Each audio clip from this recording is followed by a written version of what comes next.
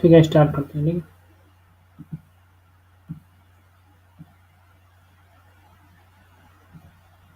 Screen तो visual है ना, मेरी वॉइस क्लियर है और स्क्रीन दिख रही है ना? कोई कंफर्म कर दो एक बार। स्क्रीन क्लियर है यस ना? सर।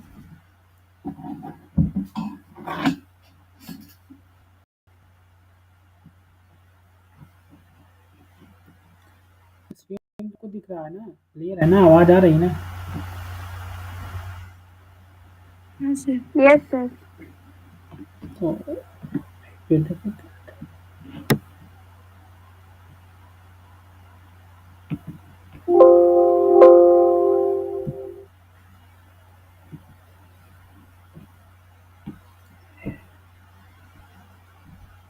ठीक है, तो मैं पेपर फॉरवर्ड करता हूँ। ठीक है,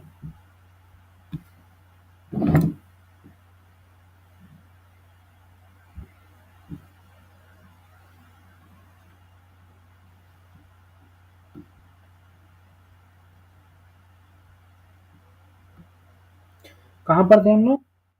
कौन सा question? 58, page number 58।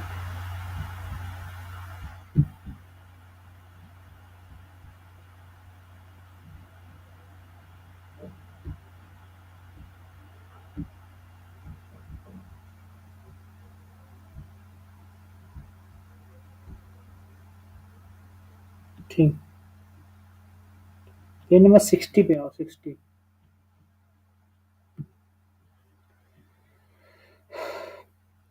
Page number 60 पे जो प्रॉब्लम लिखी है ना, क्वेश्चन आईडी है 449। क्वेश्चन आईडी है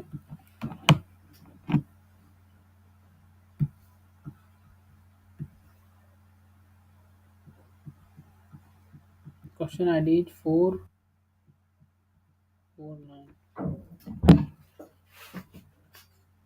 ओके, एंड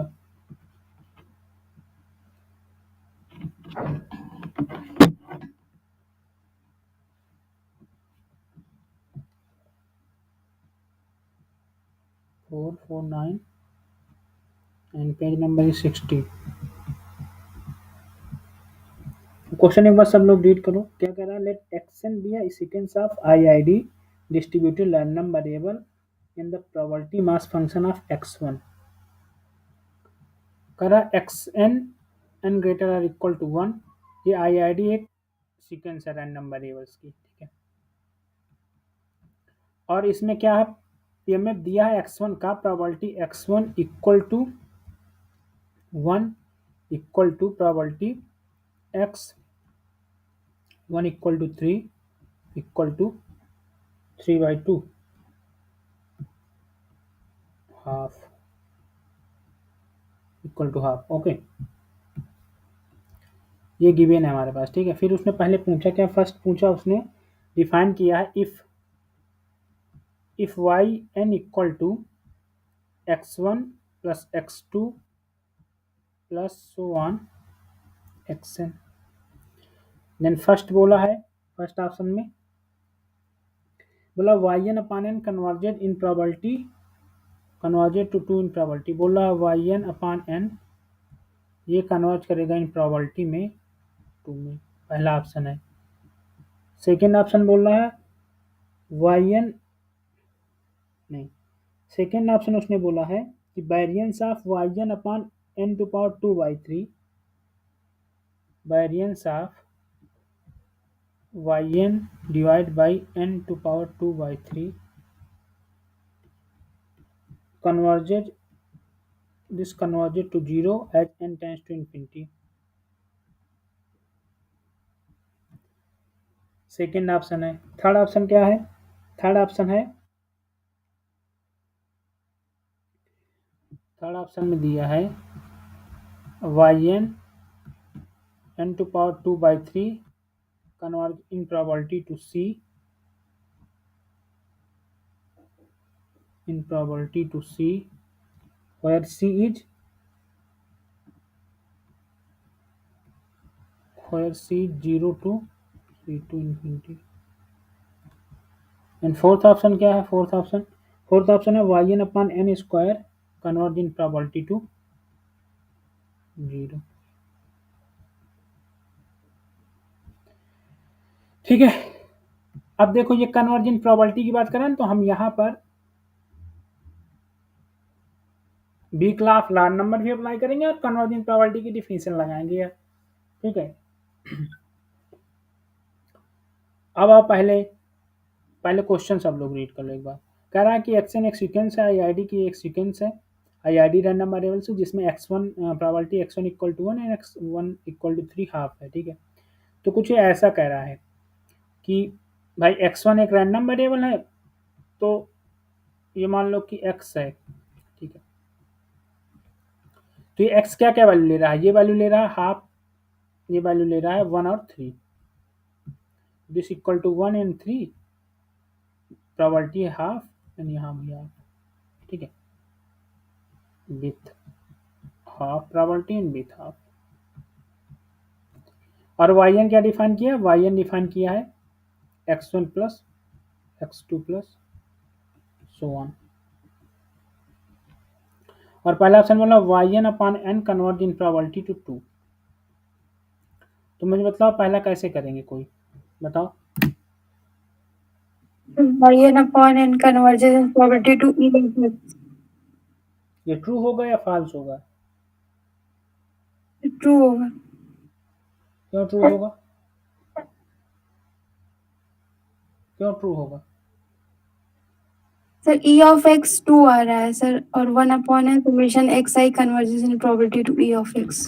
तो एक तरह से ये क्या लिखा है, जो स्टैटिस्टिक के नहीं है वो तो नहीं समझ पाएंगे, लेकिन जो स्टैटिस्टिक देखिए, ये yn को अगर मैं ऐसे लिखूं तो ये yn इक्वल टू एक तरह से yn क्या लिखा है, summation xi i equal to 1 to n, यही लिखा है ना yn। ये समेशन xi है, i equal to 1 to n, तो ये summation xi divide by n i equal to 1 to n, यही लिखा है yn, यही लिखा है ना yn। तो मैंने कल बताया था कि जो WLN होता है वो बोलता है कि जो सैंपल मीन होता है, सैंपल मीन जो x बार होता है, ये कन्वर्ज करता है हमेशा इन प्रोबेबिलिटी में पॉपुलेशन मीन, मतलब म्यू में। म्यू मतलब पॉपुलेशन मीन मतलब एक्सपेक्टेशन ऑफ x पे, एक्सपेक्टेशन ऑफ x पे कन्वर्ज करेगा, इसी को बोलते हैं म्यू 1 डैश, और यही पॉपुलेशन मीन। तो अब मुझे बताओ एक्सपेक्टेशन ऑफ x क्या है? एक्सपेक्टेशन ऑफ x क्या है यहाँ पर? इसका एक्सपेक्टेशन क्या होगा? इसका एक्सपेक्टेशन जब निकालेंगे तो 1 इंटू ये वैल्यू इंटू इसकी प्रोबेबिलिटी, तो 1/2, 3 इंटू इसकी प्रोबेबिलिटी प्लस 3 इंटू 1/2, तो ये कितना आ गया? 2 आएगा, तो ये 2 आ जाएगा। तो ये so this is converge in probability to by which law? By weak law of large number, WLN। ठीक है, तो पहला ट्रू हो गया। अब बोला सेकेंड में, उसने क्या बोला है? वेरिएंस। सेकेंड में बोला variance of yn upon n to power 3, this goes to 0 as n tends to infinity. तो पहले इसका वेरिएंस फाइंड करो। वेरिएंस फाइंड करोगे तो क्या आएगा? वेरिएंस yn है क्या? yn को मैं क्या लिखूं? Summation xi i equal to 1 to n divide by n to power 2/3। तो ये कांस्टेंट है n टू पावर 2/3, तो वेरिएंस में कांस्टेंट स्क्वायर के फॉर्म में निकलेगा, मतलब स्क्वायर हो जाएगा इसका, तो इसका स्क्वायर कर दो। ठीक है, देन क्या करो कि वेरिएंस ऑफ समेशन xi, तो अब वेरिएंस क्या हो जाएगा कि इंडिपेंडेंट है सारे, तो वेरिएंस अंदर चला जाएगा और ये हो जाएगा variance of xi i equal to 1 to n, और ये क्या आ जाएगा? ये आ जाएगा 4/3। यही होगा ना, ठीक है। तो वेरिएंस ऑफ एक्स आई क्या होगा बताओ। एक्स आई क्या फॉलो कर रहा है, एक तरह से एक्स आई तुम्हारा है, एक्स आई जो एक्स आई मतलब x one I I D है, आइडेंटिकल है, तो एक्स वन का जो डिस्ट्रीब्यूशन होगा वही सारों का सारे सारे एक्स आई का डिस्ट्रीब्यूशन होगा। इसका डिस्ट्रीब्यूशन उसने दिया है कि जब ये वन वैल्यू ले रहा है तो इसकी प्रोबेबिलिटी कितनी है, विथ प्रोबेबिलिटी हाफ है, और ये जब टू वैल्यू थ्री वैल्यू ले रहा है तो ये विथ प्रोबेबिलिटी हाफ। तो इसमें था वेरिएंस, इसका क्या आएगा, वेरिएंस का फार्मूला क्या होता है, वेरिएंस ऑफ एक्स होता है तुम्हारा, मतलब कोई वेरिएंस का फार्मूला जो मैथ से ना हो, सॉरी जो मैथ से हो। Expectation x square minus expectation square x square minus expectation x whole square, इसका वेरिएंस क्या आएगा, एक्सपेक्टेशन एक्स स्क्वायर क्या आएगा, इस वन का स्क्वायर इंटू ये प्रोबेबिलिटी, तो वन का स्क्वायर वन ही होगा into probability half, plus three का square nine into probability half, ठीक है, माइनस एक्सपेक्टेशन एक्स कितना आया था, फाइंड किया तुम लोगों ने, टू आया, तो टू का स्क्वायर फोर हो जाएगा। जब इसको सॉल्व करो कितना होगा, फाइव माइनस फोर, मतलब वेरिएंस कितना आ गया, वन, वेरिएंस वन ही आया ना, nine plus one ten, ten divide by two five, ठीक है, वेरिएंस वन आ गया, तो वेरिएंस जहाँ यहाँ वन लिख दो, भाई सारे का वेरिएंस इक्वल होगा क्योंकि ये आइडेंटिकल है, उसने आई आई डी बोला है ना, तो सारे का वेरिएंस इक्वल होगा, तो one upon n to power four by three, और वेरिएंस वन होगा तो summation one i equal to one to n, ठीक है। अब जब इसका तुम सम करोगे तो क्या आएगा, n upon n to power four by three, यही आएगा ना। तो मुझे बताओ ये क्या आएगा, फाइनली क्या आएगा, ये one upon n to power one by three, यही आएगा ना फाइनली, वन अपॉन एन के पावर वन बाई थ्री, और जब एन टाइम्स टू इन्फिनिटी करोगे तो ये जीरो की ओर कन्वर्ट करेगा, मतलब हाँ सर। तो ये जीरो की ओर कन्वर्ट करेगा, मतलब दिस गोज टू जीरो, तो सेकेंड में ट्रू हो गया। देखो सेकेंड में करना क्या था, उसने बोला है कि variance of y n upon n to power two by three converged to zero as n tends to infinity, तो पहले तुम्हें इसका वेरिएंस फाइंड करना था, वेरिएंस फाइंड करने के लिए क्या किया, वाई एन दिया, समेसन एक्स आई यहाँ किया, इसके बाद मैंने क्या बताया कि वेरिएंस यहाँ, ठीक है, ये जो कांस्टेंट होता है वेरिएंस में, ये तो पता है ना कि वेरिएंस ऑफ अगर सी एक्स फाइंड करना है तो ये होता है सी स्क्वायर वेरिएंस ऑफ एक्स, ये फार्मूला एक लगाया पहले हमने, तो ये लगा दिया, ठीक है। तो ये कांस्टेंट है one upon n to power two by three, तो ये कांस्टेंट स्क्वायर के फॉर्म में बाहर आया, स्क्वायर कर दिया। फिर मैंने क्या किया, वेरिएंस ऑफ समेशन एक्स आई, अब क्या है, इंडिपेंडेंट है ये, तो मैंने इंडिपेंडेंट बताया था कि ये समेशन के अंदर वेरिएंस चला जाएगा ओनली, जैसे एक्सपेक्टेशन होता है वैसे वेरिएंस भी इंडिपेंडेंट के केस में चला जाएगा, को वेरिएंस के सारे टर्म जीरो हो जाएंगे, तो summation i equal to one to n variance of x i हो गया।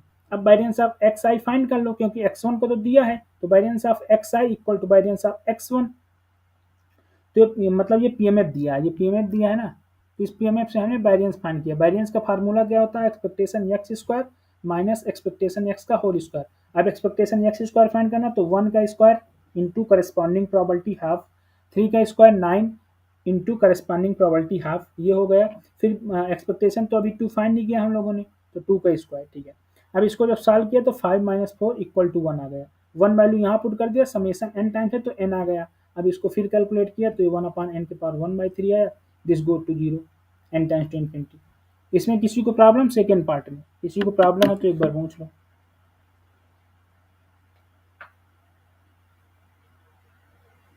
फर्स्ट या सेकेंड पार्ट में किसी को प्रॉब्लम हो तो पूछ लो, नहीं मैं आगे बढ़ूँ थर्ड पे। किसी को कोई प्रॉब्लम नहीं है,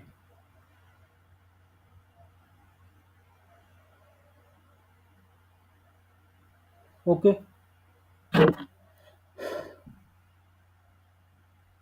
आते हैं थर्ड ऑप्शन में, थर्ड ऑप्शन उसने क्या बोला है, थर्ड ऑप्शन उसने बोला है कि जो y n upon n to power two by three है, ये कन्वर्ज करेगा इन प्रोबेबिलिटी में सी पर, और सी होगा जो वो बोला है सी है, जहाँ ये सी उसने डिफाइन किया होयर सी जीरो से ग्रेटर एंड इन्फिनिटी से लेस, ऐसा होगा, मतलब एक फाइनाइट नंबर होगा, वो ये बोला है, और पॉजिटिव होगा, ठीक है, पॉजिटिव प्लस फाइनाइट होगा। तो अब मुझे बताओ इसका कन्वर्जेंस इन प्रोबेबिलिटी कैसे फाइंड करेंगे, कोई बतलाओ। सर इनफाइनाइट आ जाएगा सर सर n के पावर 1/3 से ऊपर नीचे मल्टीप्लाई कर दें तो sir n tends to infinity देखो पे अब तुमको एक इन्फिनिटी। देखो अब सीधा सा एक पता है ना कि वाई एन अपान एन ये कन्वर्ज कर रहा है तुम्हारा किस पे, फाइनाइट पर, मतलब 2 पर ये कन्वर्ज किया है। तो अब इसको तुम ये बना लो, इसको इस फार्म में लिख दो, वाई एन अपान एन के फार्म में। जब इसको वाई एन अपान एन के फार्म में लिखोगे तुम, तो y n into n divide by n to power 1/3 and 1/3 and n to power, अगर तुम इससे डिवाइड करोगे तो ये तुम्हारा क्या हो जाएगा, एक तरह से Y n upon N N हो जाएगा और ये एन टू पावर 1/3 आ जाएगा। बोलो यही होगा ना।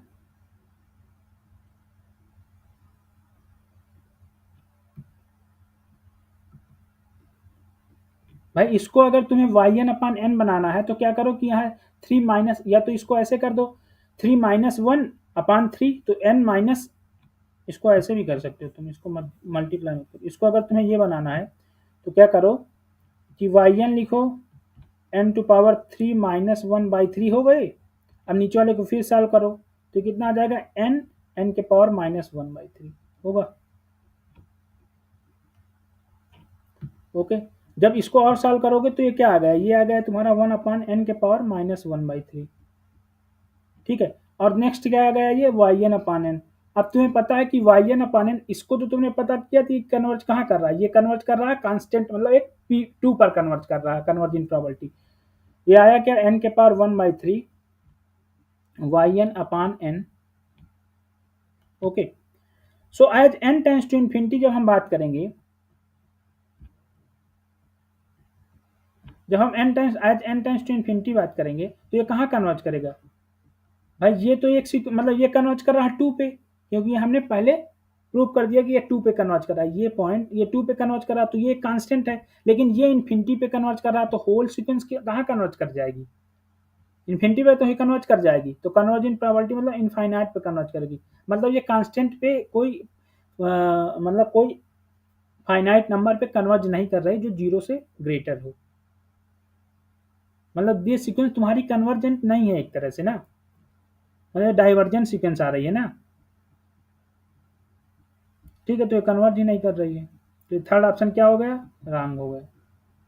अगर किसी को समझ में आया होगा तो एक बार और समझाता हूँ। देखो यहाँ पर क्या करना है कि इसको n बनाओ, क्योंकि हमें Y n upon N sequence पता है कि एक कांस्टेंट 2 पर कन्वर्ज कर रही है। तो मैंने क्या किया कि यहाँ 2 था तो 3-1 कर दो अपन 3, तो 2/3 ये भी लिखा है। अब क्या किया मैंने कि n के पावर -1/3 और n को मैं सेपरेट कर लिया। जैसे सेपरेट किया तो ये पता है मुझे कि ये 2 पर कन्वर्ज कर रही है। और फिर मैंने कहा n टेंस टू इन्फिनिटी पर, भाई कोई सीक्वेंस मैथ में भी होगा, मान लो n है और यहाँ पर ए एन एक सीक्वेंस है, और ए एन मैं कह रहा हूँ कि ए एन तुम्हारा एक कांस्टेंट ए पर कन्वर्ज कर रही है, तो n टेंस टू इन्फिनिटी पर ए एन कन्वर्ज करेगी, ये तो नहीं कन्वर्ज करेगा, ये तो डाइवर्जेंट होगा ना, तो डाइवर्ज कर गया। ठीक है, तो ये कन्वर्ज इन प्रोबेबिलिटी होगा ही नहीं। तो ये थर्ड ऑप्शन तुम्हारा, उसने बोला कन्वर्ज इन सी प्रोबेबिलिटी में, तो ये फॉल्स हो गया।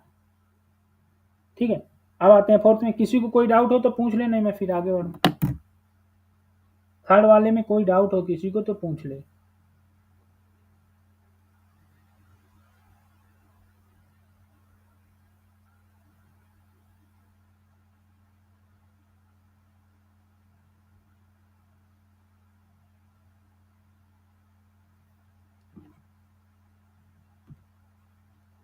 अब आते हैं नेक्स्ट पे।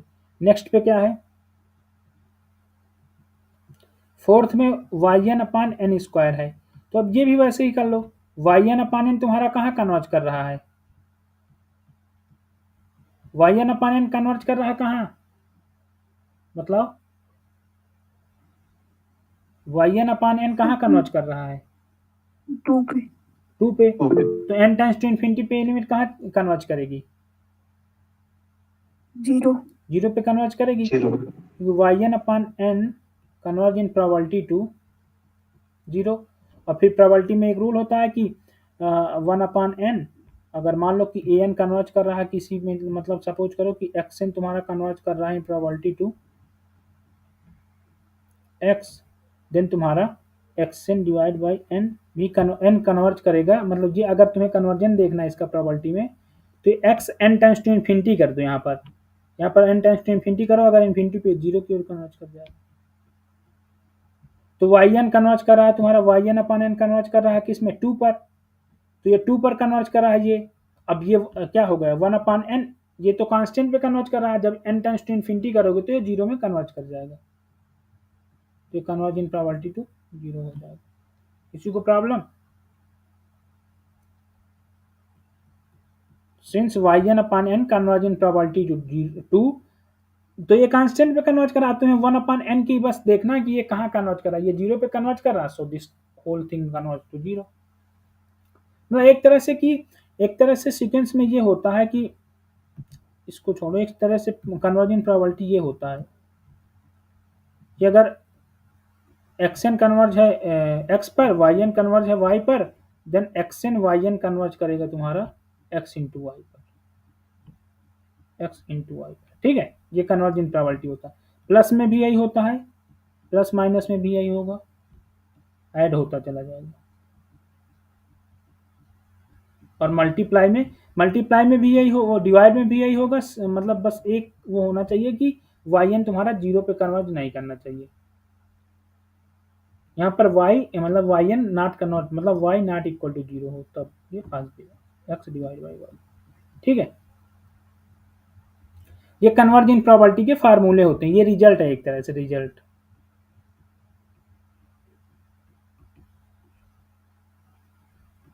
किसी को अगर प्रॉब्लम हो इसमें तो पूछो। सबसे पहले एक ऐसा फंडामेंटल, जैसे वाई एन अपान एन यहाँ मिल गया था कि हम वाई एन अपान एन को कन्वर्जेंस शो कर दे रहे थे, तो हम ये इसको वाई एन अपान एन में ही फैक्टराइज करने की सोचेंगे, मतलब वाई एन अपान एन, इस पावर को हम वाई एन अपान एन में फैक्टर करने की सोचेंगे, तो फैक्टर कर लो। फिर यहाँ एक ये भी सीक्वेंस बन गई, तो 1 अपान एन जब जीरो में कन्वर्ट हो रहा है तो मल्टीप्लाई भी, अगर एक्स एन एक्स में है, वाई एन वाई पे है, तो x n into y n तुम्हारा एक्स इंटू वाई पे कन्वर्ट करेगा इन प्रोबेबिलिटी, ठीक है। किसी को कोई प्रॉब्लम? अगर डाउट है किसी को तो डिस्कस करे, पूछ ले, नहीं फिर आगे बढ़ूँ मैं, और क्या। नेक्स्ट प्रॉब्लम में आए, ये रिजल्ट लिख लेंगे, जो मैथ से है वो ये रिजल्ट लिख लेगा।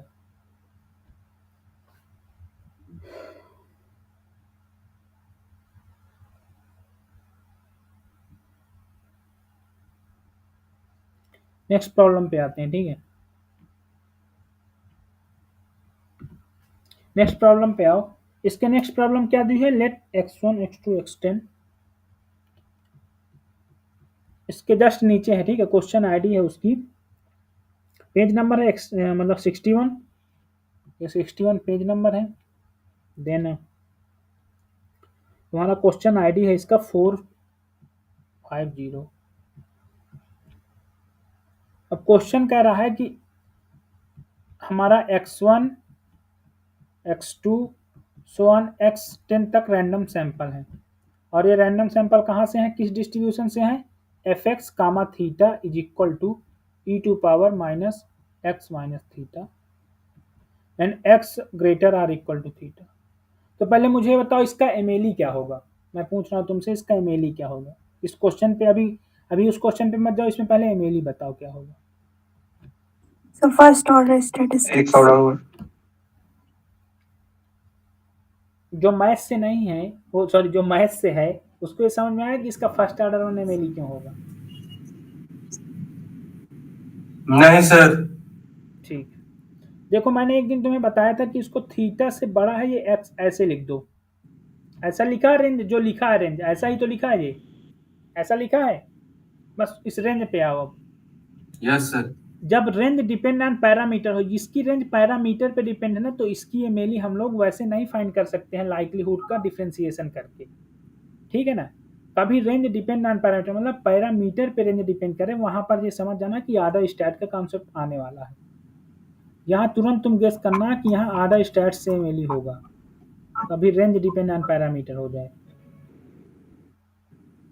तो वहाँ आधा स्टैटिस्टिक का आने वाला है कॉन्सेप्ट, ठीक है। इतना तुम मतलब गेस कर लिए कि आधा स्टैट्स होगा। अब देखो इस पे आधा स्टैट्स कैसे लिखना है, जैसे हम लोग 1 से लिखते हैं ना, तो इसको लिख देना एक्स ऑर्डर 1 फिर इसको लिख देना x ऑर्डर 2, फिर इसको ऐसे ही so on dot dot dot x order n and then x। तो अब मुझे बताओ थीटा के नजदीक कौन है, थीटा के नजदीक कौन है। ऐसे तो लिख लोगे 1 से 2n तक जाना है और आधा स्टैक लगा देना है, ऐसे तो लिख लोगे। ये चीज समझ में है ना, ये कैसे लिखना है। ये 1 से स्टार्ट करना, x ऑर्डर 1 से ऑर्डर है ये, फिर 2 ग्रेटर होगा, फिर ऐसे ऐसे ग्रेटर n होगा, फिर लेस, इतना तो लिख लोगे मैथ के जो है स्टेप सब। अब मुझे बताओ थीटा के नजदीक कौन है, थीटा के नजदीक कौन है। थीटा के नजदीक x1 x ऑर्डर 1 है, मतलब ये है थीटा के नजदीक ना, ये ना। जी सर। तो बस यही इसका एमएलई हो जाएगा। एक्स ऑर्डर 1 इसी को बोलते हैं हम फर्स्ट ऑर्डर स्टैटिस्टिक्स। इसका ऑर्डर 1 है तो इसको फर्स्ट बोलते हैं। कल मैंने बताया था ना कि अगर एक्स ऑर्डर आर है तो इसे हम बोलते हैं आरएथ ऑर्डर स्टैटिस्टिक्स इन जनरल, इसको बोलते हैं आरएथ ऑर्डर स्टैटिस्टिक्स। तो इसका ऑर्डर 1 है तो इसको फर्स्ट ऑर्डर स्टैटिस्टिक्स बोलेंगे, और इसको मिनिमम भी बोलते हैं, फर्स्ट ऑर्डर वाले को मिनिमम भी बोलते हैं, first order statistics. Okay sir.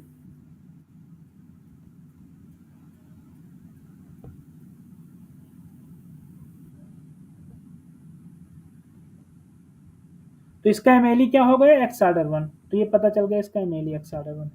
अब आओ इसके ऑप्शंस पे। अब मुझे बतलाओ, हाँ अब इसमें एक चीज और दिया होगा, ये तो एमएलई की बात हो गई, अब इसमें हाइपोथेसिस दिया होगा। हाइपोथेसिस क्या है,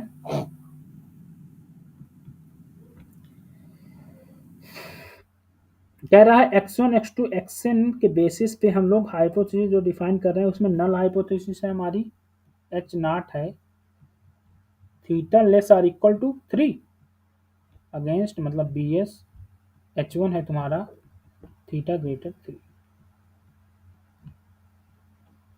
ठीक है, तो देखो अब एक थ्योरम लिखवाता हूं मैं, ठीक है, अब मैं एक थ्योरम लिखवाता हूं, ठीक है।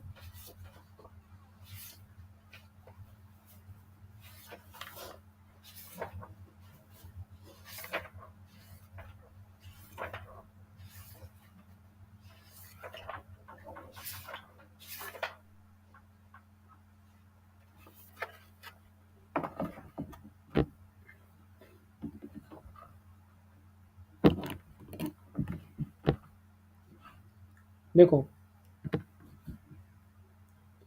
थ्योरम ये है कि let theta be a real parameter,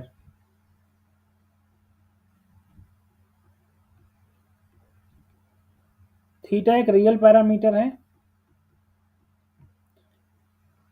and let x be a random variable, let ये थ्योरम है, ठीक है, अच्छे से समझना तुम लोग। Let x be a random variable having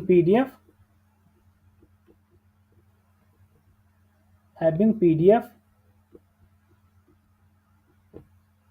f of x comma theta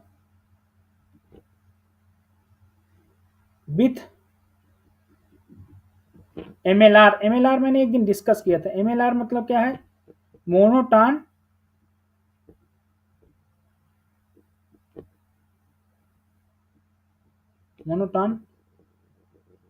likelihood ratio,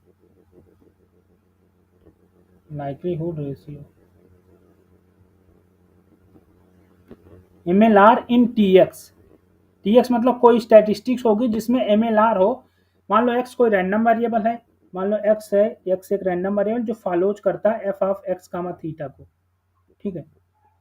अभी इस क्वेश्चन से समझ में आ जाएगा, ठीक है। तो अगर x थीटा को फॉलो कर रहा है तो इसमें कोई MLR होगा, मोनोटॉन लाइक्लीहुड रेशियो होगा इन TX मतलब स्टैटिस्टिक के टर्म में। तो अगर MLR इन TX है देन क्या होगा, देन तुम्हारा मान लो अगर टेस्टिंग ऐसी है, देन तुम्हारा टेस्टिंग अगर ऐसी है ना, टेस्टिंग ये डिफाइन है ना, ये BS ये theta greater theta not,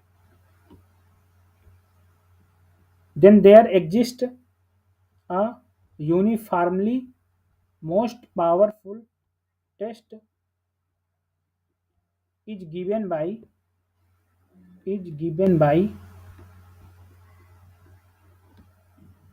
t of x greater or equal to c with alpha क्या होगा यहाँ अल्फा इक्वल टू मतलब प्रोबेबिलिटी ऑफ भाई ये क्रिटिकल रीजन होगा तो ये क्रिटिकल रीजन होगा तो अल्फा जैसे हम लोग डिफाइन करते हैं वही गिवन एच नॉट ठीक है मतलब ये अगर ऐसी स्टैटिस्टिक्स है और हमें एमएलआर मिल रहा है टीएक्स पे तो वहां पर जो क्रिटिकल रीजन होगा वो होगा T x greater or equal to c मतलब अल्टरनेट के बेसिस पे हम डिफाइन करेंगे जो हमारा अल्टरनेट होगा उसके बेसिस पे डिफाइन करेंगे अल्टरनेट ऐसा है तो ये होगा और अल्फा ये होगा विथ अल्फा ये होगा ये थ्योरम कहती है ठीक है अब आओ इस सवाल पे तो इस सवाल पे आओ तो इस सवाल में क्या है एक्स जो फॉलो कर रहा है वो f of x comma theta है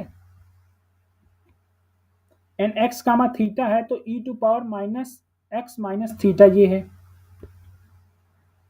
x greater or equal to theta है और ये तुम्हारा एफ ऑफ एक्स तो अब मुझे बताओ ये एम एल आर किस पे है ये एम एल आर भी एक्स ऑर्डर वन पे है ये एम एल आर भी एक्स ऑर्डर वन पे है देखो इसमें एम एल आर लाइकलीहुड और सफिशियंट सारे इक्वल होते हैं एक्स ऑर्डर वन ये एम एल आर भी एक्स ऑर्डर वन पे एम एल और एम एल आर सब इक्वल हो जाएंगे मतलब इसका मोनोटोन लाइक्लीहुड रेशियो जो मिलेगा वो भी एक्स ऑर्डर वन मिलेगा जिसको फाइंड करना वो क्या करेगा ना एल ऑफ थीटा टू ये ऐसे फाइंड क्या होगा कि वैसे ही मतलब एक्चुअली में ये एक्स ऑर्डर वन पे इसलिए एम एल आर मिलेगा कि जैसे हमने अभी वो किया ना कि हमारी स्टैटिस्टिक जो थी मतलब जैसे हमने अभी रेंज डिपेंडेंट पैरामीटर है ना तो theta less or equal to one है तो यहाँ से वैसे ही वही फंडामेंटल लगेगा कि एक्स ऑर्डर वन पर ही एम एल आर मिलेगा ठीक है ना जो रेंज जैसे यूनिफॉर्म का केस होता ना अगर एक्स यूनिफॉर्म को फॉलो कर जाता यूनिफॉर्म जीरो कामा थीटा को तो उसमें भी एम एल आर तुम्हें एक्स ऑर्डर उसमें एक्स ऑर्डर एन पर मिलता क्यों क्योंकि इसमें जो रेंज होती है वो होती है zero to x to theta तो अब बताओ थीटा के नजदीक यहाँ कौन है भाई अब जब तुम इसको लिखोगे तो इसको ऐसे लिखोगे ना यक्स इसको कैसे लिखोगे इसको लिखोगे तुम x less x order one sorry x से ग्रेटर होगा एक्स ऑर्डर वन से greater x order two so on x order n आएगा अब यहाँ थीटा के नजदीक कौन है नाइबर में थीटा के एक्स ऑर्डर वन है तो यहाँ एक्स ऑर्डर वन में एम एल आर मिलेगा यहाँ एक्स ऑर्डर वन था तो यहाँ एक्स ऑर्डर वन में एम एल आर मिलेगा ठीक है तो ये टिपिकल केस होते हैं मतलब ये सब फैमिली तुम पढ़ लो मतलब ये सब बुक में जाओ और कोई अच्छी बुक स्टैटिस्टिक लेना S C Gupta BK Kapoor में एमएलआर वैसे दिया नहीं है एमएलआर अगर तुम्हें पढ़ना है तो मनोज कुमार श्रीवास्तव की बुक में दिया होगा और अगर फिर फॉरेन की बुक पढ़ना है तो कैसला बर्गर में दिया होगा कैसला बर्गर नहीं पढ़ना है तो एक अमरेंद्र मिश्रा करके आती पटना यूनिवर्सिटी की उनकी बुक में दिया है ये पटना यूनिवर्सिटी के वो राइटर हैं उन्होंने लिखा है एक स्टैटिस्टिक्स में बुक वो अगर जिसको इन्फ्लुएंस नहीं आता वो बेसिक के लिए बहुत अच्छी बुक है उसको परचेज कर लो तो इन्फ्लुएंस अच्छा कर देगा तो ये सबको समझ में आया ना बहुत इजी है क्या हुआ उस बुक में सर उस बुक में लैंग्वेज बहुत इजी है हाँ लैंग्वेज बहुत इजी है और तुम्हें बहुत अच्छा समझ में आ जाएगा लैंग्वेज इतना इजी उन्होंने यूज किया है कि तुमको अच्छा समझ में आ जाएगा तो इसमें एम एल आर जो है वो एक्स ऑर्डर वन हो जाएगा और इसमें एक्स ऑर्डर एन हो जाएगा ये तुम लोग मतलब उससे देख लेना कि कैसे ये भी इसका बेसिक कॉन्सेप्ट यही है उसने इंडिकेटर के टर्म में शो किया होगा इंडिकेटर का मतलब ही ये होता है हम लोग इंडिकेटर ही इसी लाइन की वजह से डिफाइन करते हैं जो इंडिकेटर का कॉन्सेप्ट होता है वो ये लाइन है लिखा है समझ जाओ इसलिए ऐसे तुम लोग वहाँ इंडिकेटर एग्जाम में इंडिकेटर की क्या जरूरत है कोई सब्जेक्टिव एग्जाम आईएसआई के एग्जाम दो तो वहाँ शो करना पड़ेगा भाई और अदर एग्जाम सीएसआई या नेट तो वो है ऑब्जेक्टिव एग्जाम है तो वहाँ इंडिकेटर की तो है नहीं तो बस इतना जानो कि यहाँ एक्स ऑर्डर वन तो अभी मैंने क्या बताया कि एम एल आर किस में हो गया ये एक्स ऑर्डर वन पे एम एल आर हो गया अब इसकी टेस्टिंग बताना क्या थी इसकी टेस्टिंग क्या है इसकी टेस्टिंग है theta less or equal to 3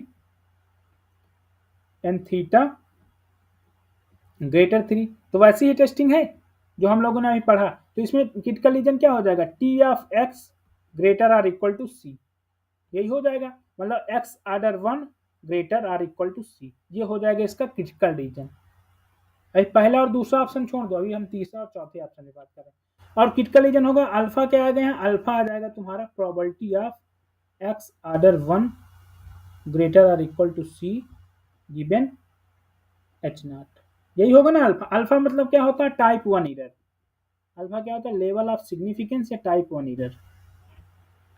जो स्टैट्स के बच्चे नहीं हैं वो ये समझे, एक दिन मैंने और उनको अल्फा बताया था, टाइप 1 एरर। टाइप 1 एरर का मतलब क्या है? Probability x belong to critical region, x belong to w, और w यही तो है भाई, क्रिटिकल रीजन यही तो है, यही तो क्रिटिकल रीजन है हमारा। तो x belong to w given h not, ये होता है फार्मूला। तो x बिलोंग टू w मतलब x आर्डर 1 ग्रेटर c, यही क्रिटिकल रीजन है, x आर्डर 1 ग्रेटर c। तो यहाँ से अल्फा निकाल लोगे, मतलब यहाँ से तुम c फाइंड कर सकते हो। तो एक ऑप्शन में उसने ऐसी बात किया कि c की वैल्यू क्या होगी, तो यहाँ से आप c फाइंड करो, इस वाले से c फाइंड करो। यहाँ तक सबको समझ में आया? देखो यहाँ तक पहले समझो, मैंने कुछ नहीं किया, मैंने सिर्फ ये थ्योरम का यूज किया है। ये थ्योरम होती है कि अगर कोई थीटा रियल पैरामीटर है और let x be a random variable having कोई पीडीएफ है एफ एक्स थीटा, तो उसमें जो एमएलआर मिलेगा ना, मोनोटोन लाइक्लीहुड रेशियो मिलेगा इन टीएक्स, मतलब जिस स्टैटिस्टिक के टर्म में। तो अगर ऐसी टेस्टिंग है, ये टेस्टिंग है theta less or equal to, sorry theta greater or equal theta not, और ये है, ठीक है। देन तुम्हारा टी एक्स क्या हो जाएगा? T x greater or equal to c, ये तुम्हारा क्रिटिकल रीजन हो जाएगा। मतलब theta less or equal to theta not and theta greater theta not, ये ऐसी टेस्टिंग है, तो वहां तुम्हारा क्रिटिकल रीजन क्या होगा? T x greater or equal to c, ये तुम्हारा क्रिटिकल रीजन हो जाएगा, ये क्रिटिकल रीजन हो जाएगा। तो अब यहाँ पर क्या था? एमएलआर है ये एक्स आर्डर 1 में, मैंने बतला दिया कैसे है, इस वाले फंडा से। ये मैंने यूनिफॉर्म के लिए शो किया, लेकिन मैंने एमएलई के लिए इसको बता दिया था कि एमएलई में कैसे एक्स आर्डर 1 थीटा के पास है, तो एमएलआर इसमें है, ठीक है। अगर इसमें एमएलआर है तो हम लोग क्या करेंगे, इसमें अल्टरनेटिव ऐसा है, तो x order 1 greater or equal to c, ये तुम्हारा क्रिटिकल रीजन आ जाएगा। अब मैंने बताया था कि टाइप 1 एरर जो होती है वो होती है probability x belong to critical region given h not. तो क्रिटिकल रीजन क्या है? X greater or equal to given h not, h not मतलब जो हो अभी देखेंगे एच नॉट क्या है। इतना सबको समझ में आया? अब इसके आगे आते हैं, हमें सी की वैल्यू फाइंड करना है। तो अब आओ देखो आगे, अब लिखो alpha equal to, Yes, sir. Alpha equal to तुम्हारा आया probability of x order 1 greater or equal to c given h not. अब एच नॉट है क्या? पहले तुम मुझे ये बताओ एक्स आर्डर 1 क्या फॉलो करेगा, एक्स आर्डर 1 का डिस्ट्रीब्यूशन क्या होगा? भाई किसी की प्रोबेबिलिटी तुम तभी निकाल सकते हो जब एक्स आर्डर, इसका प्रोबेबिलिटी तुम तभी निकाल पाओगे जब एक्स आर्डर 1 का डिस्ट्रीब्यूशन पता हो। तो मैं एक्स आर्डर 1 के डिस्ट्रीब्यूशन की कई बार बात कर चुका हूँ। अब बतलाओ मुझसे, मुझे कोई यहाँ पर आज जो मैथ्स से हो वो बतलाए, स्टैट्स वाले नहीं, जो मैथ्स से हैं। मैं एक्स आर्डर 1 आज तीसरा या चौथा बार बता रहा हूँ डिस्ट्रीब्यूशन। देखो ये सब डिस्ट्रीब्यूशन अगर तुम माइंड में नहीं रखोगे तुम स्टैट्स नहीं कर पाओगे, क्योंकि उसको क्वेश्चन इसी पे देना है, मतलब स्टैट्स में यही टफ है। एक्स आर्डर 1 का डिस्ट्रीब्यूशन निकालना, एक्स आर्डर n का डिस्ट्रीब्यूशन निकालना, और मतलब नॉर्मल के केस में मैक्सिमम एक्स कामा वाई का एक्सपेक्टेशन फाइंड करना, मॉड में maximum mod x comma mod Y का एक्सपेक्टेशन। तुम्हें हर बार ऐसा सवाल मिलेगा, मतलब वो थोड़ा ही चेंज करेगा, वो सवाल ऐसा ही देगा स्टैट्स में। तो एक्स आर्डर 1 का कैसे निकालेंगे? देखो किसी का डिस्ट्रीब्यूशन निकालना हो तो पहले हम लोग क्या करते हैं, अगर मान लो इसका डिस्ट्रीब्यूशन निकालने का मतलब है कि पहले इसके सीडीएफ पे बात करते हैं, सीडीएफ कैसे निकालेंगे, लिखेंगे। तो सीडीएफ की डिफिनीशन क्या होती है बताओ मुझे कोई। मान लो y एक रैंडम वेरिएबल है तो इसका सीडीएफ क्या होगा? If y is a random variable, इसका सीडीएफ होगा, बतलाओ कोई स्टैट से जो नहीं है वो बतलाए। सीडीएफ की डिफिनीशन नहीं आती? सीडीएफ की डिफिनीशन होती है, इसका नोटेशन होता है एफ ऑफ वाई, यहाँ कैपिटल वाई ये स्मॉल वाई, ठीक है, इज इक्वल टू होती है definition probability of y less or equal to y, ये होता है, ये होती है इसकी डिफिनीशन। ये सीडीएफ की डिफिनीशन है। मैंने एक दिन डिफिनीशन बताया था और प्रॉपर्टी भी बताया था सीडीएफ की, ये डिफिनीशन है सीडीएफ की। तो अब मुझे अगर इसका निकालना है तो पहले मैं इसका सीडीएफ फाइंड करूँ, इसका सीडीएफ जो होगा उसी से हम पीडीएफ बताएंगे, ठीक है। तो इसका सीडीएफ फाइंड करो, अगर ये मान लो ये वाई था तो हमने ऐसा किया, अब ये रैंडम वेरिएबल, तो इसका सीडीएफ क्या लिखोगे? Probability x order 1 less or equal to, तुम यहाँ इसको जेड कह दो, जेड कह दो। जेड का मतलब क्या है कि ये जेड वैल्यू ले रहा है, एक्स आर्डर 1 तुम्हारी जेड वैल्यू ले रहा है। तो अब मुझे ये बतलाओ, अब मुझे बतलाओ, ठीक है, तो मैं इसको ऐसा लिख सकता हूँ 1 minus probability of x order 1 greater, इसका कॉम्प्लीमेंट इवेंट यही होगा, बतलाओ मुझे, इसका कॉम्प्लीमेंट इवेंट यही होगा कि नहीं?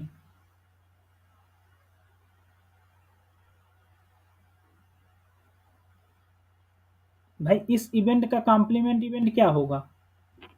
1 माइनस, मतलब प्रोबेबिलिटी में इसका कॉम्प्लीमेंट इवेंट क्या होगा? अगर लेस है तो ग्रेटर, एक्स ग्रेटर, तो प्रोबेबिलिटी क्या आ जाएगी? 1 माइनस ये। ठीक है, इतना समझ में आया ना सबको? अब मुझे बताओ इसका मतलब क्या होता है? इसका मतलब होता है इस एक्स ऑर्डर 1 का, मैंने बताया था कि ये फर्स्ट ऑर्डर स्टैटिस्टिक्स या फिर मिनिमम ऑफ एक्स आई मतलब x1 x2 so on xn। जी, तो ये इसका मतलब क्या होगा? 1 माइनस प्रोबेबिलिटी ऑफ, इसका मतलब होता है minimum of x I greater Z, ये हुआ। अब मुझे एक चीज सिंपल से बताओ, अगर मिनिमम किसी भी पॉइंट से बड़ा है किसी डेटा का, तो सारे डेटा उससे बड़े होंगे। ये श्योर हो बात कि नहीं? मान लो कि डेटा है 1 है 1 मतलब 4 है 5 है 6 है 7 है। अब इसका मिनिमम मैं कह रहा हूँ, इसका मिनिमम जो है वो बड़ा है तुम्हारा 3 से, तो इसका मिनिमम जो है वो 4 है। 4 अगर 3 से बड़ा है, इसका मिनिमम तुम्हारा 3 से बड़ा है, तो सारी वैल्यू भी तो 3 से बड़ी होंगी ना, क्योंकि जब मिनिमम किसी भी सीरीज का मिनिमम अगर किसी नंबर से बड़ा है, तो मिनिमम से सारे नंबर तो अपर ही हैं, तो सारे नंबर मतलब उस वैल्यू से बड़े हो गए ना। बात समझ में आई? तो अगर मिनिमम किसी नंबर से बड़ा है तो सारे नंबर बड़े हो जाएंगे उस वैल्यू से। तो इसका मतलब ये हुआ 1 माइनस, इसका मतलब हुआ 1 minus probability of minimum of x I greater, अगर स्मॉल जेड है, ये स्मॉल जेड है, ठीक है, तो अगर मिनिमम है तो सारा नंबर का मतलब x1 भी तुम्हारा जेड से बड़ा होगा, x2 भी तुम्हारा जेड से बड़ा होगा, एंड सो ऑन xn तुम्हारा जेड से बड़ा होगा। बड़ा होगा या नहीं? यहाँ 1 माइनस ही कर लो, बतलाओ भाई, ये बड़ा होगा या नहीं बड़ा होगा?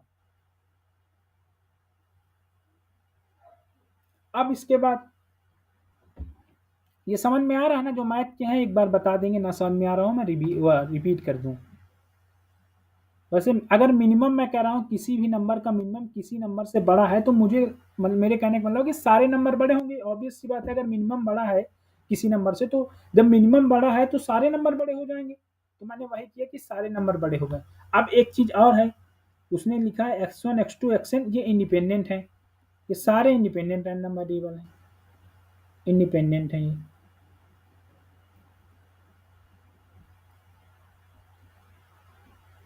तो अगर ये इंडिपेंडेंट है तो इनकी प्रोबेबिलिटी मल्टीप्लाई हो जाएगी। मतलब क्या होगा? 1 minus probability of x1 greater Z, ये मल्टीप्लाई में आ जाएगा, इनटू सारे मल्टीप्लाई हो जाएंगे, x2 greater Z into so on probability of x order n greater Z. ये क्यों हुआ? क्योंकि ये इंडिपेंडेंट है। अब मैंने अभी क्या बताया था, एफ की जो हमारी डिफिनीशन होती है, जो एफ की डिफिनीशन होती है वो होती है probability of x less or equal to z. यही होती है ना, मतलब स्मॉल एक्स करो यहाँ, जेड करो या स्मॉल एक्स, यही होती है ना। तो अगर मुझे ग्रेटर की प्रोबेबिलिटी निकालनी है, तो क्या आएगी? 1 माइनस एफ एक्स क्या आएगा यहाँ से?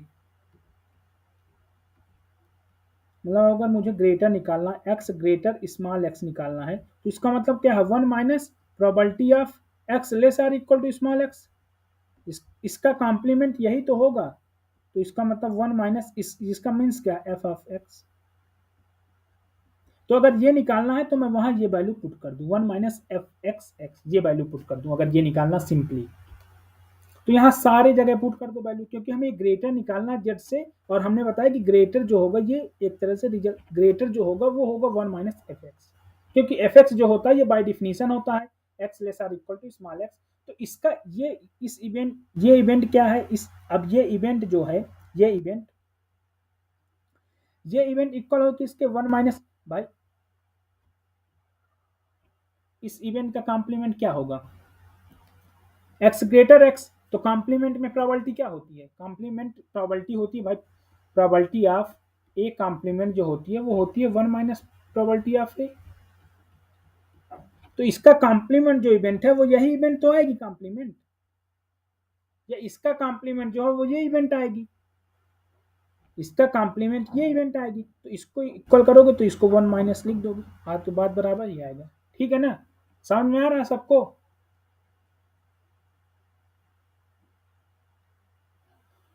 बताओ भाई जिसको नहीं समझ में आ रहा है बताओ, बहुत इंपॉर्टेंट चीज है ये। अगर मिनिमम का आज डिस्ट्रीब्यूशन समझ में आ गया, मैं डिराइव करवा रहा हूँ कि मिनिमम का हम लोग सीडीएफ कैसे निकालते हैं, फिर पीडीएफ कैसे निकालते हैं। अगर ये चीज समझ में आ गई तो मिनिमम का कभी क्वेश्चन नहीं फाइंड गलत होगा, और मिनिमम का क्वेश्चन देंगे ही देंगे, क्योंकि मिनिमम ऐसी चीज है, मिनिमम में मैथ अप्लाई है ना, इसलिए वो देंगे। अब देखो मिनिमम में ज्योमेट्रिक में वो दे सकते हैं, मिनिमम में एक्सपोनेंशियल में दे सकते हैं, और यूनिफॉर्म में मिनिमम में पूछ सकते हैं, बहुत सारे बीटा और एक्सपोनेंशियल में मिनिमम में पूछ सकते हैं। एक्सपोनेंशियल में मिनिमम एंड मैक्सिमम माइनस होता है, का स्क्वायर जाता है, उसमें पूछ सकते हैं। ये सब क्वेश्चन, ये सब बेसिक है, ये सब फंडामेंटल है स्टैट्स के, मतलब ये बेसिक चीजें हैं। अगर ये नहीं क्लियर होगा तो स्टैट्स तुम लोगों को बोझ लगने लगेगा, इसलिए किसी चीज को बोझ मत समझो। अगर सीखना है स्टैट्स तो बेसिक से जाओ। यहाँ तक सबको क्लियर हुआ? अगर ना आ रहा हो तो पूछ ले एक बार। तो अब इसको क्या लिखेंगे हम, मतलब इसमें क्या लिखेंगे? इसको मैं लिखूंगा 1 minus f of x z, है ना, x1 जेड, और फिर यहाँ लिखेंगे 1 minus f x 2 z and so on 1 minus f x n z. ये ठीक है। अब बताओ, या ये तो मैंने जाना। अगर एक चीज मुझे बताओ, अगर अब वो एक ही डिस्ट्रीब्यूशन की बात कर दे, एक ही डिस्ट्रीब्यूशन का मतलब ये सारे x1 x2 xn आइडेंटिकल हों। आइडेंटिकल का मतलब क्या होता है? आइडेंटिकल का मीन्स ये होता है कि वो सारे एक ही डिस्ट्रीब्यूशन को फॉलो कर रहे हैं।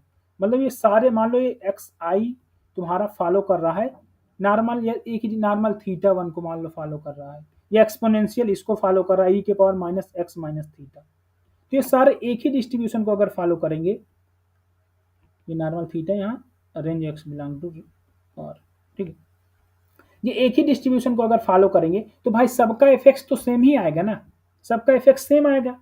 तो अब तुम क्या कर सकते हो, तुम 1 माइनस सबका जब एफ ही सेम आएगा तो ये क्या हो जाएगा, एफ ऑफ एक्स जेड, ये 1 माइनस ये आएगा, ये भी आएगा सेम, ये भी आएगा सेम। सारा जब एक ही डिस्ट्रीब्यूशन है तो सबका इफेक्ट सेम आएगा। तो ये so on 1 minus f x to power. तो अब ये फाइनली क्या हो जाएगा, 1 minus f x to power, ये एन टर्म्स होंगे सारे,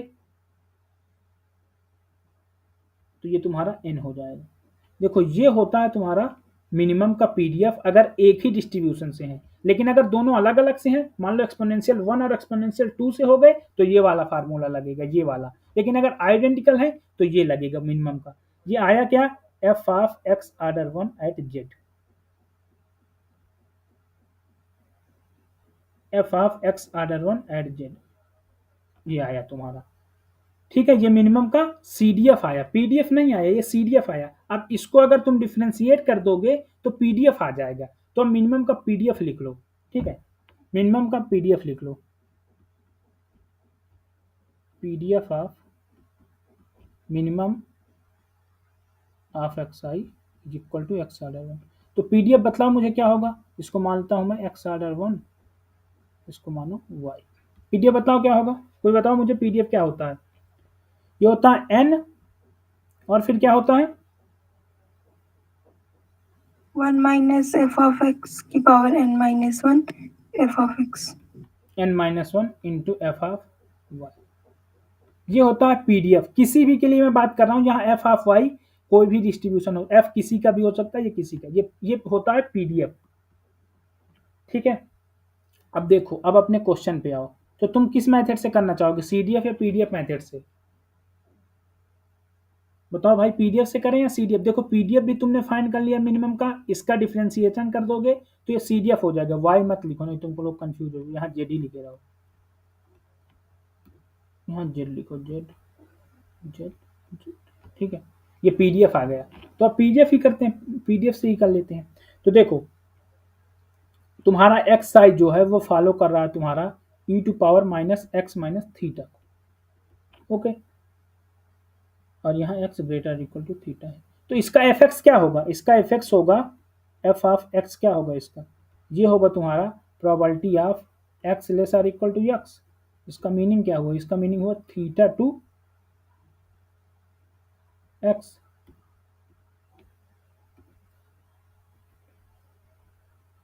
बताओ थीटा टू एक्स होगा या माइनस इन्फिनिटी टू एक्स होगा? बतलाओ कोई मुझे।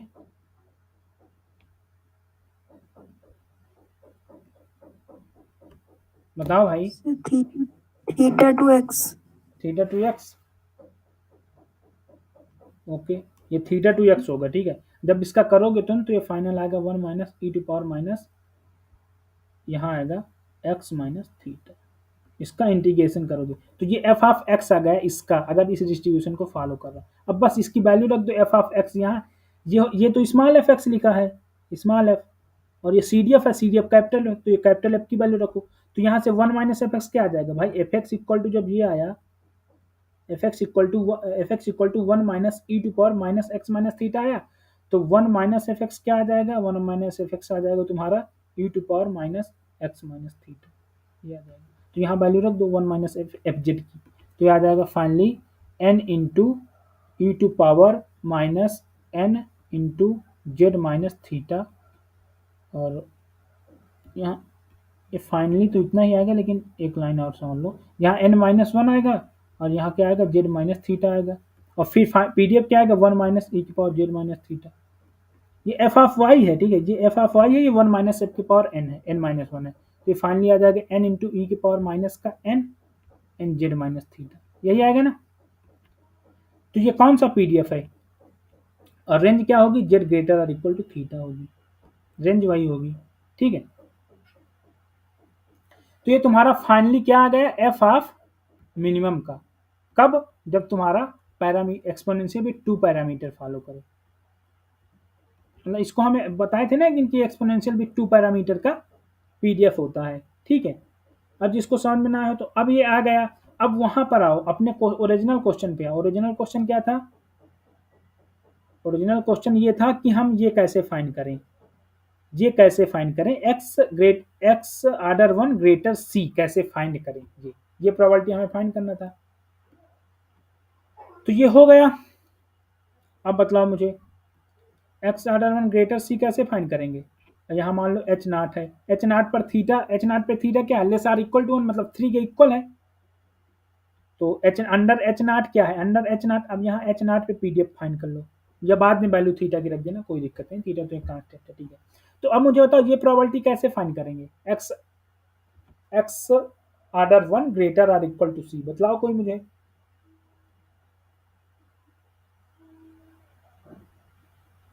इसका मतलब क्या है कि सी से सी टू सी से इंफिनिटी इन्फिनिटी इंटीग्रेट कर दो अपने पीडीएफ को, n e to power minus n z minus theta into d z. अब थीटा की value under h not fix है, क्योंकि अंडर एच जो हाइपोथेसिस है वो क्या अंडर एच नॉट तो यही है ना, तो यहाँ थीटा फिक्स है, थीटा इक्वल टू 3 आएगा, तो ये तो फिक्स है।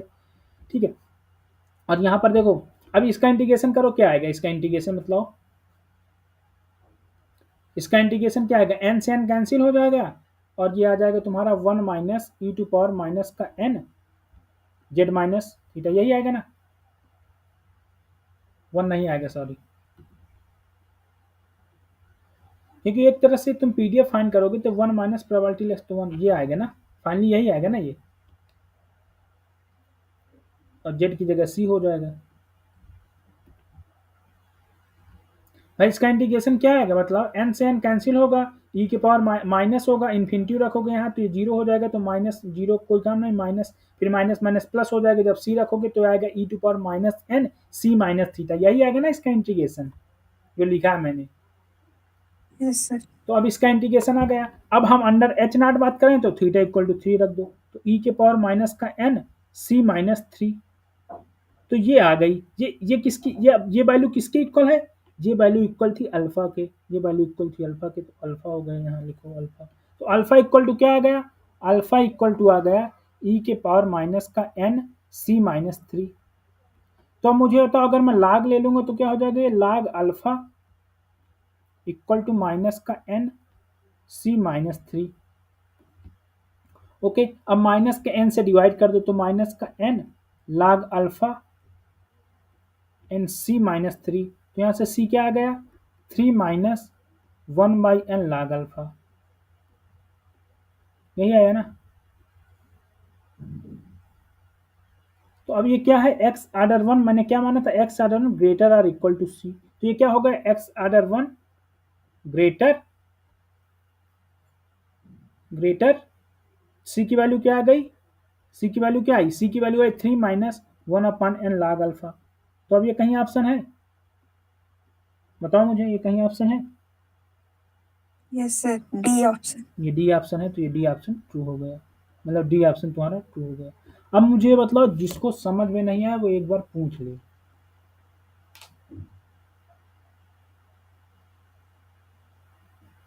जिसको समझ ना आया हो। एक बार मैं रिपीट करता हूँ, होल प्रोसीजर क्या था। होल प्रोसीजर ये था कि एक थ्योरम यूज हुई यहाँ, पहले तुम्हें टेस्टिंग ऑफ हाइपोथेसिस देखना था कि अगर इस हाइपोथेसिस की प्रॉब्लम आ रही है तो उसमें क्रिटिकल रीजन तुम्हारा Tx greater equal to C होगा, और Tx क्या है, MLR मतलब मोनोटॉन लाइक्लीहुड रेशियो, अगर उस स्टैटिस्टिक के टर्म में मिल रहा है बस। तुमने क्या पता किया कि MLR जो होता है ये एक्स आर्डर 1 में होता है, ये कंफर्म है। जैसे यूनिफॉर्म एक्स आर्डर n में, तो तुम्हें एक टेबल मिल जाएगा, अगर तुम गूगल करोगे ना तो मिल जाएगा कि स्टैंडर्ड पीडीएफ किस किस स्टैटिस्टिक्स में MLR होते हैं। तो तुम चाहो याद कर सकते हो कि इस फैमिली में MLR होता है, अगर जिसको समझ ना आए, वैसे तो प्रूव कर लो, मतलब किसी देख लो। तो अगर ये इसमें MLR है तो ये x order 1 greater equal to इस टाइप का क्रिटिकल रीजन हो जाएगा। अब क्रिटिकल रीजन हो गया तो मैंने बताया कि अल्फा की जो वैल्यू होती है वो होती है इसके इक्वल। ये तो सबको एक दिन और बताया था मैंने कि टाइप 1 एरर की ये डिफिनीशन होती है, probability x belong to critical region given h not is true. ठीक है, अब हमारे पास टास्क ये था कि अगर भाई इस प्रोबेबिलिटी को फाइंड करना है तो एक्स आर्डर 1 का डिस्ट्रीब्यूशन भी तो पता होना चाहिए। स्टैटिस्टिक की बेसिक डिफिनीशन यही करती है कि किसी की अगर प्रोबेबिलिटी है तो हमें उसका पीडीएफ नहीं पता होना चाहिए। अगर मैं किसी की प्रोबेबिलिटी बाय पीडीएफ निकाल रहा हूँ, बाय सीडीएफ निकाल रहा हूँ, तो सीडीएफ पता होना चाहिए। तो या तो इसका सीडीएफ से निकालो या तो पीडीएफ से निकालो, अब तुम्हारे ऊपर है ये। तो उसके लिए मैंने क्या किया कि मिनिमम का मैंने जर्नल पीडीएफ फाइंड करवाया। पहले मैंने बताया कि मिनिमम का जर्नल पीडीएफ फाइंड करो। ये सोचो कि एक्स आर्डर 1 का कैसे पीडीएफ फाइंड करेंगे, तो ये जर्नल मैंने बताया कि ऐसे फाइंड करो, ऐसे फाइंड करो। और फाइनली रिजल्ट क्या आया कि ये आया आइडेंटिकल के लिए आया 1 माइनस 1 माइनस, देखो ये पूछेगा आइडेंटिकल के लिए ही, इंडिपेंडेंट बोल देगा और आइडेंटिकल बोल देगा। आईआईडी के केस में ही ज्यादातर पूछता है, तो आइडेंटिकल के लिए ये निकल कर आया 1 माइनस एफ एक्स जेड के पावर ये मिनिमम का सीडीएफ आया। और इस सीडीएफ को डिफ्रेंशिएट कर दोगे तो पीडीएफ मिल जाएगा। स्टैटिस्टिक्स में सीडीएफ को अगर डिफ्रेंशिएट कर देते हैं तो पीडीएफ मिल जाता है, सिवाय वो एब्सोल्युटली कंटीन्यूअस पीडीएफ सीडीएफ हो। अगर वो मिक्सचर सीडीएफ है तो नहीं मिलेगा, उसको तुमको मिक्सचर में कंटीन्यूअस और डिस्क्रीट के टर्म में तोड़ना पड़ेगा। अगर तुम्हारा distribution function mixture distribution function है तो उसको डिफरेंशिएट करने पे नहीं मिलेगा सीडीएफ, उस पे देखना पड़ेगा तुम्हें कि सीडीएफ का ग्राफ कैसा है, वो जंप तो नहीं ले रहा है, कहीं कहीं वो पीडीएफ पीएमएफ तो नहीं ले रहा, इसलिए मिक्सचर डिस्ट्रीब्यूशन में मत करना ऐसा। तो ये तुम्हारा पीडीएफ का मिनिमम का पीडीएफ हो गया। जब ये मिनिमम का पीडीएफ हो गया तो यहाँ पर सारी वैल्यू पुट कर दिया तुमने, फाइनली यहाँ पर लिख दिया इसको बिल, मतलब आ गया तुम्हारा ये आ गया फाइनली। अब इसमें तुमको इसको इंटीग्रेट कर दिया, इंटीग्रेट करने के बाद ये तुम्हारी एक वैल्यू आ गई। ये वैल्यू आने के बाद तुम्हारा तुमने अल्फा की वैल्यू सी की वैल्यू यहाँ से निकाल ली इन टर्म्स ऑफ अल्फा, तो तुम्हारा डी ट्रू हो गया, सी फॉल्स हो गया। अब बताओ यहाँ तक किसी को कोई दिक्कत हो ना हो तो मैं आगे बढ़ूँ, अगर दिक्कत है तो पूछ लो, नहीं तो मैं पहले ऑप्शन पे आऊँ और दूसरे ऑप्शन में कौन सा ऑप्शन ट्रू होगा कौन सा फॉल्स। 3 और 4 में तो हमने ट्रू कर दिया कि 3 रॉन्ग है 4 ट्रू है, लेकिन अब आओ 1 और 2 में कौन सा ट्रू है, किसी को कोई प्रॉब्लम हुआ था।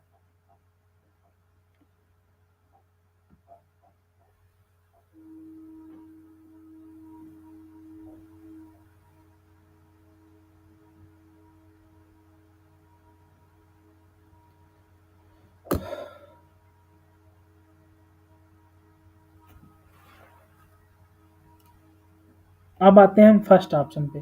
फर्स्ट ऑप्शन क्या होता है, क्या कह रहा है, फर्स्ट ऑप्शन कह रहा है कि सुप्रीमम ऑफ थीटा लेस और equal to 3 l theta is equal to e to power 10 x order 1 minus summation i is equal to 1 to 10। अच्छा, लेकिन एक चीज यहाँ मिस्टेक ये हुआ ना, किसी ने ये नहीं बताया कि यहाँ n इक्वल टू 10 है। देखो यहाँ एक चीज पुट कर देना, n इक्वल टू 10 है, यहाँ पर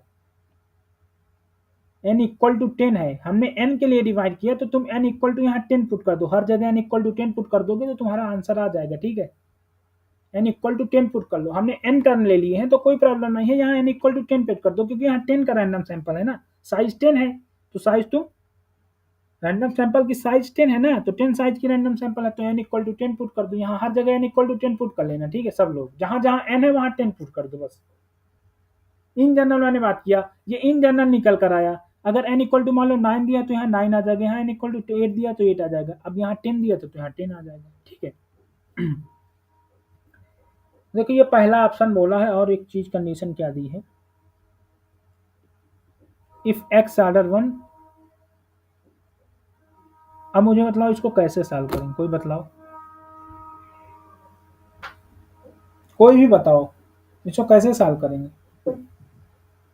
सर लाइक्लीहुड रेशियो लिखेंगे पहले, सर उसके बाद चेक करेंगे कंडीशन की x1 लेस और इक्वल टू 3 पे, या फिर x1 ग्रेटर और इक्वल टू 3 पे किस पे ये मैक्सिमम दे रहा है, सुप्रीमम क्या है। देखो इसका लाइक्लीहुड क्या होगा मुझे बताओ। Sir L H not upon L H one less और इक्वल टू के। सर एच नॉट में थीटा की वैल्यू 3 रखेंगे और h1 में x1 रखेंगे। L not upon L1, L not क्या है, e के पावर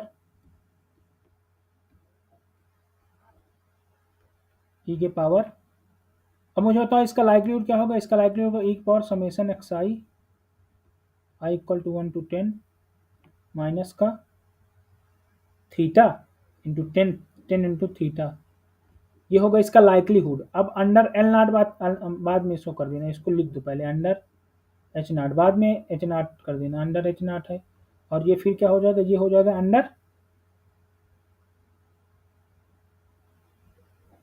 ये अंडर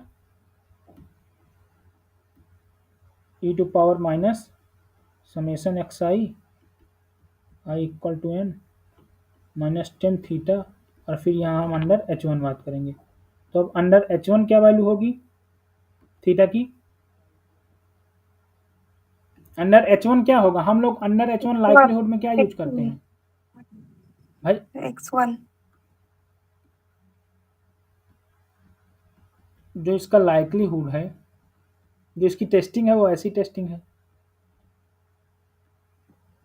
अब इसमें लाइक्लीहुड क्या निकाले थे हम, एक्स ऑर्डर 1, तो देखो ये एक सिंपल अगेंस्ट सिंपल नहीं है, ये सिंपल अगेंस्ट कंपोजिट है ना, मतलब कंपोजिट, ये कंपोजिट हाइपोथेसिस में है टेस्टिंग कर रहे हैं ना, तो यहाँ पर हम लोग स्पेसिफाइड करेंगे, तो इसकी एक स्पेसिफाइड वैल्यू के लिए हम लोग यहाँ एम का यूज करते हैं, तो जैसे एम का यूज करेंगे तो एल नॉट अपॉन L1 जो है, तो देखो उसने कुछ नहीं कहा, उसने बोला है कि अंडर, पहले देखो यहाँ तुम्हें एल नॉट अपॉन L1 निकालने का काम नहीं है, यहाँ पर उसने बोला अंडर एच नॉट, मतलब उसने फिक्स कर दिया ना, ये पहले फाइंड करो, ये उसने बोला कि under h not, theta less or equal to 3 की कहां पर है, अंडर एच नॉट ही तो है, बोलो। तो पहले लाइक्लीहुड रेशियो टेस्ट तो निकालो, लाइक्लीहुड रेशियो टेस्ट क्या आएगा, लाइक्लीहुड रेशियो टेस्ट आएगा इसका e के पावर माइनस का 10 एक्स ऑर्डर 1 एन माइनस का समेसन एक्स आई, यही आएगा। मतलब अगर मैं L1 अपान एल वो करूं, L1 अपान एल नॉट करूं, तो यही आएगा ना लाइक्लीहुड, L1 अपान में एल नॉट किया, और एल नॉट में कोई फिक्स वैल्यू आ जाएगी, और एल नॉट में फिक्स वैल्यू मतलब एल नॉट क्या आ जाएगा तुम्हारा, एल नॉट में 3 कर दो यहाँ, e के पावर माइनस का 10 इंटू 3 एन माइनस का summation i equal to 1 to 10 x order, यही होगा ना, बताओ बताओ भाई, यस सर। यही होगा कि कुछ और होगा। अब मुझे ये बतलाओ,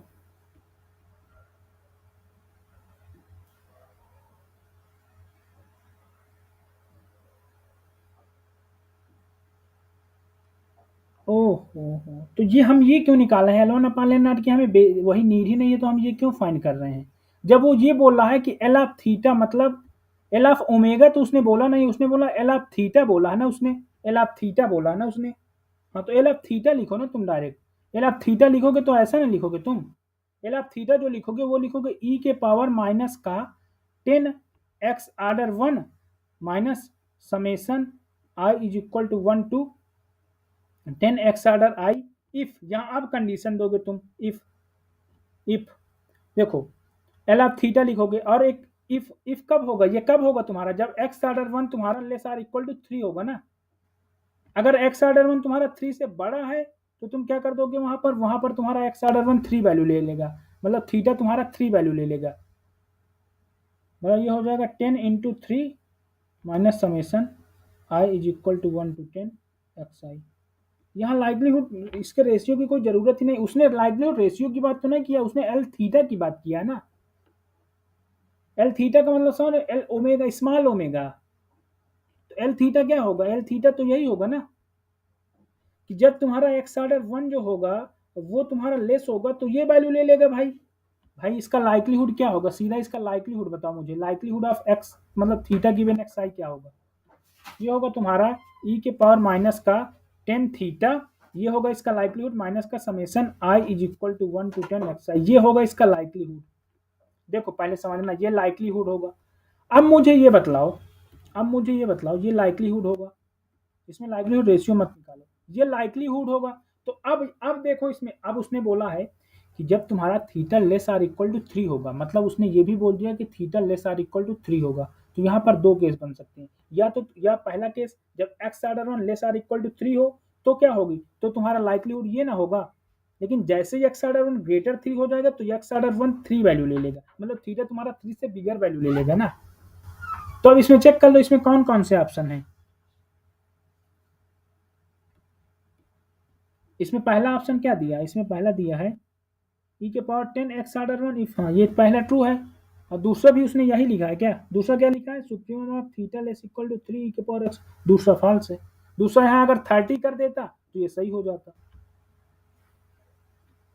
इसमें लाइक्लीहुड रेशियो लिखने की कोई जरूरत नहीं, इसमें लाइक्लीहुड लिखो, और लाइक्लीहुड को तुम क्या करो कि अपना ये तुम्हारा क्या है, ये तुम्हारा स्मॉल ओमेगा है, एक तरह से इसको स्मॉल ओमेगा कह दो, स्मॉल ओमेगा, ठीक है। तो ये थीटा लेस उसने अंडर नल हाइपोथेसिस की बात की ना, तो तुम्हारा क्या हो जाएगा एक्स ऑर्डर 1 लेस ये, और फिर अब देखो, अब ये तुम्हारा अगर अब लाइक्लीहुड रेशियो हम क्या निकालते हैं, लाइक्लीहुड रेशियो ये होता है ना omega cap divide by L of omega, ये होता है लाइक्लीहुड रेशियो, बोलो यही होता है ना। ये होता सर ये क्वेश्चन एक तरीके से सर ये कहना चाह रहा है ना कि सर एमएलई ऑफ थीटा होगा जो वो x1 होगा जब x1 लेस और इक्वल टू 3 होगा। हाँ यही है, एक तरह से ये क्वेश्चन यही कहना चाह रहा है कि एमएलई जो होगा वो x order 1 less or equal to 3 होगा, लेकिन अगर जैसे वो 3 से बड़ी वैल्यू ले लेगा तो एमएलई तुम्हारा 3 के इक्वल आ जाएगा। हाँ, इस क्वेश्चन का बेसिक मीन्स यही था, इस क्वेश्चन का बेसिक मीन यही है कि एमएलई तुम्हारा एक्स ऑर्डर 1 आ जाएगा if and only when x order 1 less or equal to 3 and 3 if x order 1 greater 3, ये एमएलई होगा। तो भाई एमएलई के बेसिस में ही तो हम लोग डिफाइन करते हैं क्या अपना लाइक्लीहुड हम एमएलई के बेसिस में तो डिफाइन करते हैं, मतलब जब एमएलई ही हमारा ये आ जाएगा भाई, यहाँ पर एमएलई 3 हो जाएगा, यहाँ पर एमएलई एक्स ऑर्डर 1 आएगा, इस केस पे एमएलई एक्स ऑर्डर 1 आएगा, इस केस पे एमएलई आ जाएगा 3, तो लाइक्लीहुड तो अलग अलग हो जाएगा ना। जब x order 1 less or equal to 3 होगा तो एमएलई हमारा एक्स ऑर्डर 1 आएगा, लेकिन जैसे एक्स ऑर्डर 1 बड़ा हो जाएगा 3 से तो एमएलई 3 आ जाएगा, ठीक है।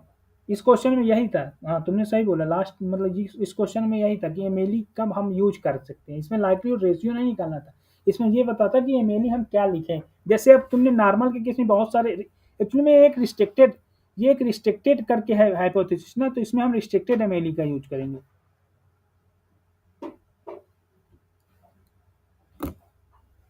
जिसको समझ में ना आए हो तो एक समझ ले, रिस्ट्रिक्टेड एमएलई का मतलब होता है कि जब एक्स आर्डर 1 की value less or equal to 3 होगी तो हम वहाँ एक्स आर्डर 1 एमएलई लेंगे, लेकिन जैसे उसकी वैल्यू बिगर 3 हो जाएगी वहाँ एमएलई 3 हो जाएगा। तो यहाँ पर हम लोग हमेशा इसमें इस वाले पे एमएलई पुट करते हैं, इस वैल्यू पे हम लोग एमएलई पुट करते हैं। तो जैसे हम इसमें एमएलई पुट करेंगे ना, तो एमएलई देखो जैसे x order less or equal to x order 1 जो होगा वो लेस आर इक्वल टू 3 होगा, तो एमएलई तो एक्स आर्डर 1 ही होगा। ठीक है, जैसे तुम्हारा एक्स आर्डर 1 3 से बिगर होगा तो एमएलई 3 हो जाएगा।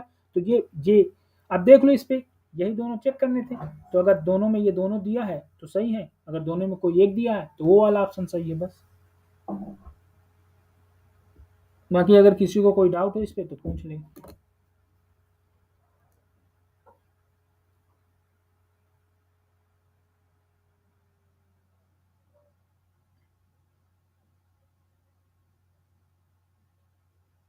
कोई डाउट है किसी को इस पे?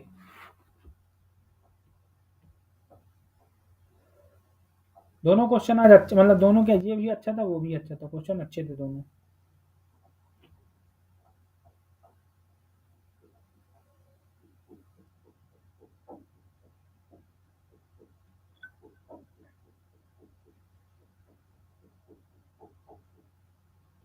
चलो आगे आते हैं नेक्स्ट क्वेश्चन पे। नेक्स्ट क्वेश्चन क्या कह रहा है?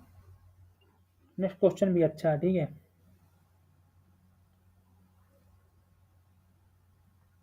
नेक्स्ट क्वेश्चन कह रहा है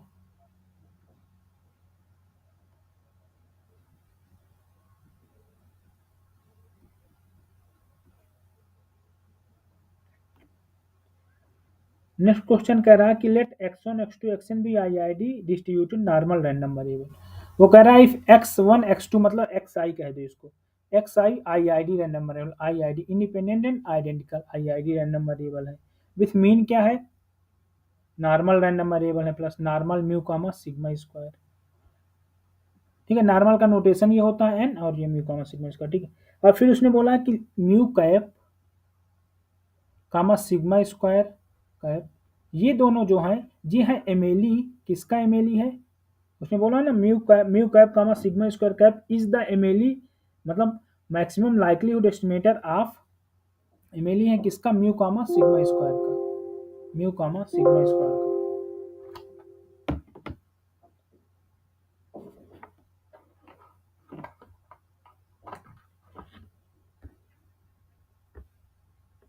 म्यू कामा सिग्मा स्क्वायर का एमएलई किसका है, म्यू कामा सिग्मा स्क्वायर का। तो अब मुझे बताओ नॉर्मल के केस में एमएलई क्या होता है म्यू कामा सिग्मा स्क्वायर का, कोई बतलाओ। तो म्यू कैप तुम्हारा होता है क्या, एक्स बार, यही होता है ना, Yes, sir. और सिग्मा स्क्वायर कैप क्या होता है, Yes, sir. मतलब 1 upon n summation x minus x bar का whole square.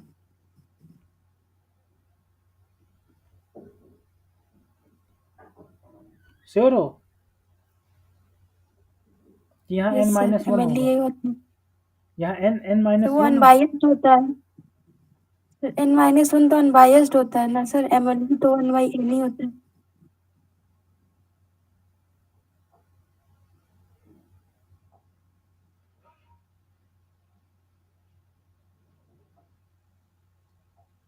इस पे ना तो म्यू पता था ना तो सिग्मा पता था ना।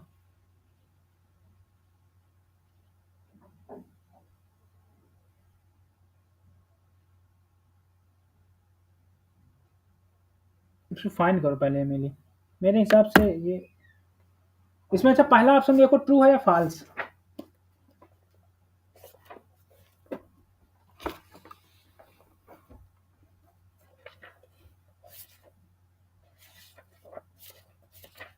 मेरे हिसाब से भी यही होता है।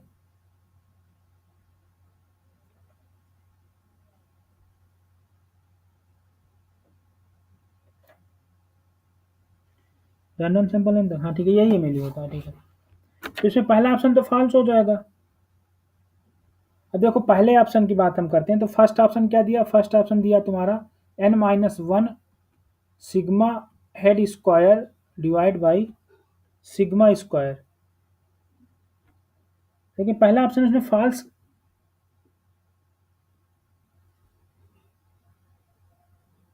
ठीक है, तो अब बताओ सिग्मा हेड स्क्वायर क्या आया, यह है तुम्हारा 1/n summation x i square. X i minus x bar whole square. तो मतलब इसकी वैल्यू जैसे तुम यहाँ पुट करोगे तो यह आएगा n minus one into one by n summation x i minus x bar whole square divide by sigma square. तो अब एक रिजल्ट ये होता है, क्या होता है रिजल्ट होता है तुम्हारा summation x i minus x bar whole square divide by sigma square, this is follows to chi square n minus one. अब देखो एक होता है तुम्हारा एस एन स्क्वायर, मतलब एस एन स्क्वायर का मतलब होता है one upon n summation x i minus x bar whole square. तो मेनली जो आता है उसका यही आता है। और एक होता है तुम्हारा क्या, s n minus one square. अगर s n minus one square है तो एन माइनस वन से डिवाइड करेंगे। तो एस एन माइनस वन वाला जो होता है ये अनबायस होता है, ठीक है, ये अनबायस होता है, ठीक है। तो यहां पर क्या होता है कि अब देखो इससे अब तुम n s n square follow कर सकता है का स्क्वायर, भाई इसकी वैल्यू यहां से पुट करोगे तो एन एस एन स्क्वायर आएगी, यहां से पुट करोगे तो n minus one s n minus one square आ जाएगी। तो इससे दो मतलब अब देखो अलग अलग बुक में अलग अलग नोटेशन है। मैंने क्या किया कि एन और एन माइनस वन से हमने याद किया है, किसी में स्मॉल एस और कैपिटल एस यही नोटेशन दिया, तो अपना नोटेशन देख लेना एक बार, ठीक है। ये शायद कैपिटल एस होता है, ये स्मॉल होता है ना, लेकिन वो तुम्हें बेल दे देगा साफ साफ, अगर आईआईटी वगैरह होता है तो दे देता है। तो ये तो फॉलो नहीं करेगा क्योंकि summation x i minus sigma square ये फॉलो करता है काई स्क्वायर एन माइनस को, तो यहाँ तो ये कैंसिल आउट हो नहीं रहे हैं, तो ये तो काई स्क्वायर एन माइनस फॉलो, तो पहला ऑप्शन फॉल्स हो गया, पहला फॉल्स हो गया ना, पहला फॉल्स ही दिया ट्रू दिया है।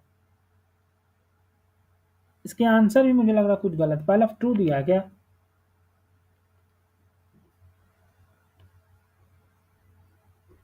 चलो ठीक है, हम अपने मेथड पे जाते हैं।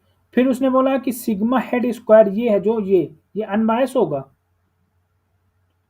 अनबायस होगा तो मतलब ये होगा। अब बताओ मुझे सिग्मा हेड स्क्वायर जो है इसकी वैल्यू क्या है, इसकी वैल्यू है one upon n summation x i minus x bar whole square.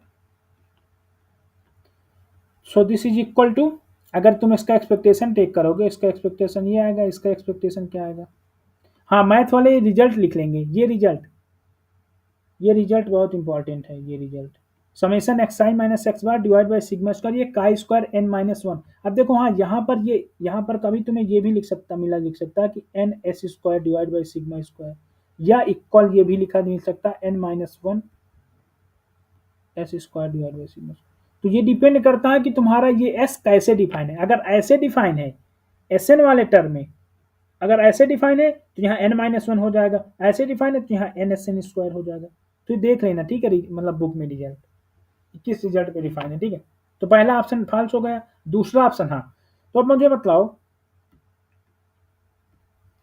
कि अगर summation x i minus x bar whole square divide by sigma square ये फॉलो कर रहा है काई स्क्वायर एन माइनस वन को, ये chi square n minus one को फॉलो कर रहा है, तो इसका एक्सपेक्टेशन क्या होगा, एक्सपेक्टेशन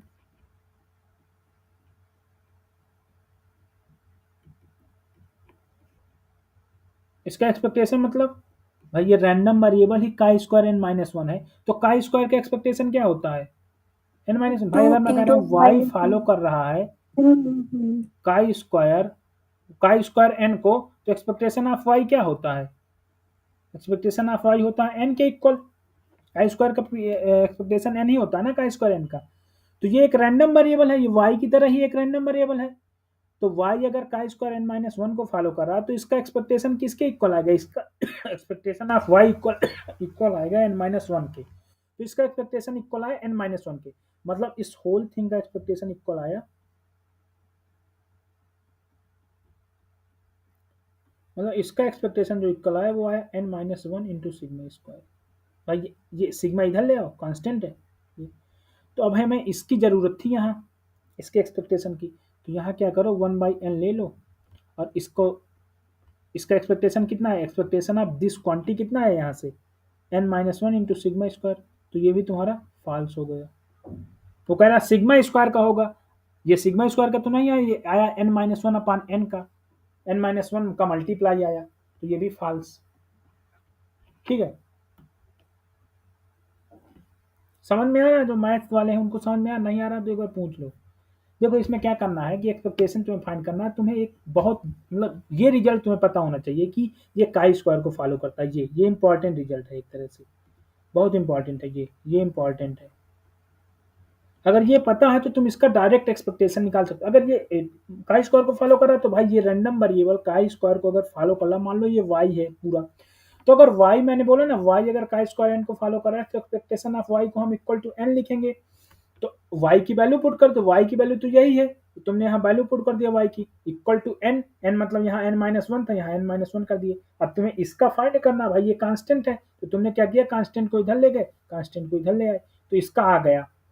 अब यहाँ ये कांस्टेंट था तो ये तो बाहर आ गया 1/n, इसका ही पता करना है हमें expectation summation x i minus x bar whole square, तो ये हो गया n-1 sigma square into n, मतलब दिस इज और मतलब क्वेश्चन के अकॉर्डिंग क्या है कि अनबायस है, अनबायस का मतलब ये है, ये ट्रू है, आया क्या ये निकल कर, तो ये फॉल्स हो गया।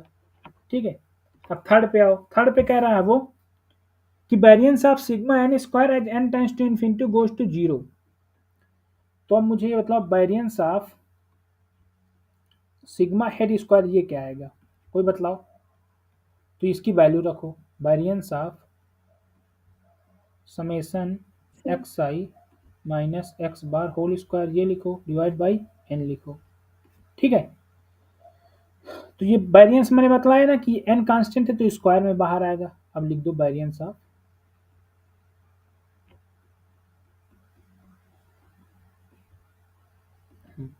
अब बताओ, अब देखो एक रिजल्ट अभी मैंने वही रिजल्ट काई स्क्वायर वाला वही result x i minus x bar whole square divide by sigma square, ये फॉलो करता है किसको, काई स्क्वायर n-1 को। तो इसको सपोज करो y, तो मुझे बताओ वेरिएंस ऑफ y क्या होता है।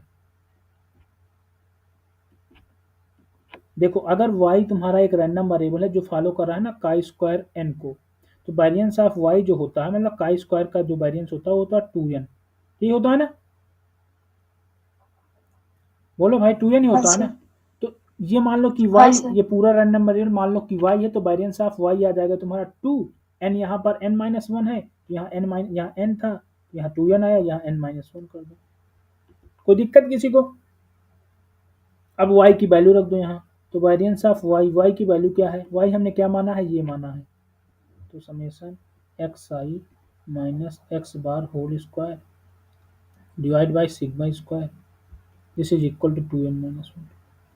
अब ये तो कांस्टेंट है सिग्मा स्क्वायर, तो कांस्टेंट वेरिएंस में कैसे आएगा, स्क्वायर में आएगा। तो variance of finally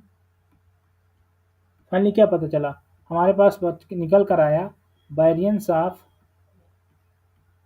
summation i equal to 1 to n y i minus x i minus x bar whole square, ये निकल के आया। अभी मैं उस लाइन को फिर लिख रहा हूँ ना। अब देखो ये कांस्टेंट था, ये स्क्वायर में बाहर आएगा तो ये हो जाएगा 1 सिग्मा स्क्वायर 4, और ये हो जाएगा क्या, variance of summation x i minus x bar whole square this is equal to 2n-1। अब यहाँ हमें पता क्या करना है, वेरिएंस ऑफ इसका मतलब वेरिएंस ऑफ पता करना हमें summation x i minus x 4 का whole square this is equal to, ये आया क्या 2n-1 into sigma to power 4, यही आया ना भाई, कांस्टेंट का इधर मल्टीप्लाई कर दिया है। अब ये जहां यूज करना था यूज कर लो, हम इस पे यूज करना था, मतलब इस इक्वेशन एक पे, मतलब एक पे रख दो वैल्यू इसकी, इक्वेशन 1 पे रखोगे तो हो जाएगा 1/n square 2n-1 into sigma to power 4, है ना। अब वो क्या रहा है, कह रहा है n टाइम्स टू इन्फिनिटी पर जीरो की ओर कन्वर्ज करेगा, तो निकाल लो limit, n times to infinity पर क्या आएगी लिमिट, ये तो कांस्टेंट आ गया, और ये आया n-1 divide by n square, तो ये कितना आएगा बताओ कोई, n टाइम्स टू इन्फिनिटी पर n कॉमन ले लोगे, मान लो n स्क्वायर तुम कॉमन ले लोगे तो ये तो 1 आएगा ना, n टाइम्स टू इन्फिनिटी ये 1 आएगा कि जीरो आएगा तो जीरो, मतलब n टाइम्स टू इन्फिनिटी पे एक्चुअली में 0/0 का केस है, हाँ जीरो आएगा, सर जीरो आएगा ठीक है, n-1 divide by n square है, ये 0/0 का केस है तो जीरो आ जाएगा। ठीक है, एन स्क्वायर कैसे कॉमन ले सकते हो, एन ही कॉमन ले सकते हो ना मैक्सिमम, ऊपर से एन ले लो नीचे एन कैंसिल होगा 1/n, ये जीरो आ जाएगा। तो n टाइम्स टू इन्फिनिटी पर ये 0 हो गया एज n टाइम्स टू। ये थर्ड ऑप्शन तुम्हारा ट्रू हो गया, मतलब थर्ड ट्रू है। अब आते हैं फोर्थ पे। भाई समझ में आ रहा है ना सबको? एक बार पूछ लेना जिसको समझ। देखो ये प्रॉपर्टी, बस ये इस क्वेश्चन को सॉल्व करने के लिए 4 चीजें पता होना जरूरी था। बताऊंगा लास्ट में क्या क्या पता होना चाहिए था। थर्ड वाला फोर्थ ऑप्शन और कर लेते हैं, फिर इसके बाद लास्ट में बताते हैं। जिसको समझ ना आया हो पूछ ले। नहीं, फोर्थ में आते हैं। फोर्थ तुम लोगों को मैं हिंट देता हूं, तुम लोग कर लेना। मैं हिंट देता हूं, एन स्क्वायर सिग्मा के पावर 4 ये divide by n plus 1 into n plus 2। अब इसका एक्सपेक्टेशन, अगर इसका एक्सपेक्टेशन इक्वल आ जाए तुम्हारा सिग्मा के पावर 4 में, तो ये तुम्हारा अनबायस होगा, अदरवाइज नहीं होगा। अब ये बताओ सिग्मा के पावर 4, सिग्मा इसकी वैल्यू क्या आई? इसकी वैल्यू आई 1/n summation x i minus x bar whole square. अब इसका वो कह रहा है 4 टाइम्स, तो इसका 4 टाइम मतलब क्या? मतलब अगर ये एक रैंडम वेरिएबल है, ये एक रैंडम वेरिएबल ये तो है, मान लो ये y एक रैंडम वेरिएबल है, ये y एक रैंडम वेरिएबल है y, इसको पूरा y मान लो तुम, y एक रैंडम वेरिएबल है ये पूरा, या फिर z कह दो। भाई ये एक स्टैटिस्टिक ही तो है, मान लो ये z है पूरा, सिग्मा हेड स्क्वायर मान लो कि z के इक्वल है। तो उसने क्या बोला है? Expectation of n square z square, भाई ये जेड स्क्वायर ही तो लिखा है एक तरह से, Z square divide by n plus 1 n plus 2,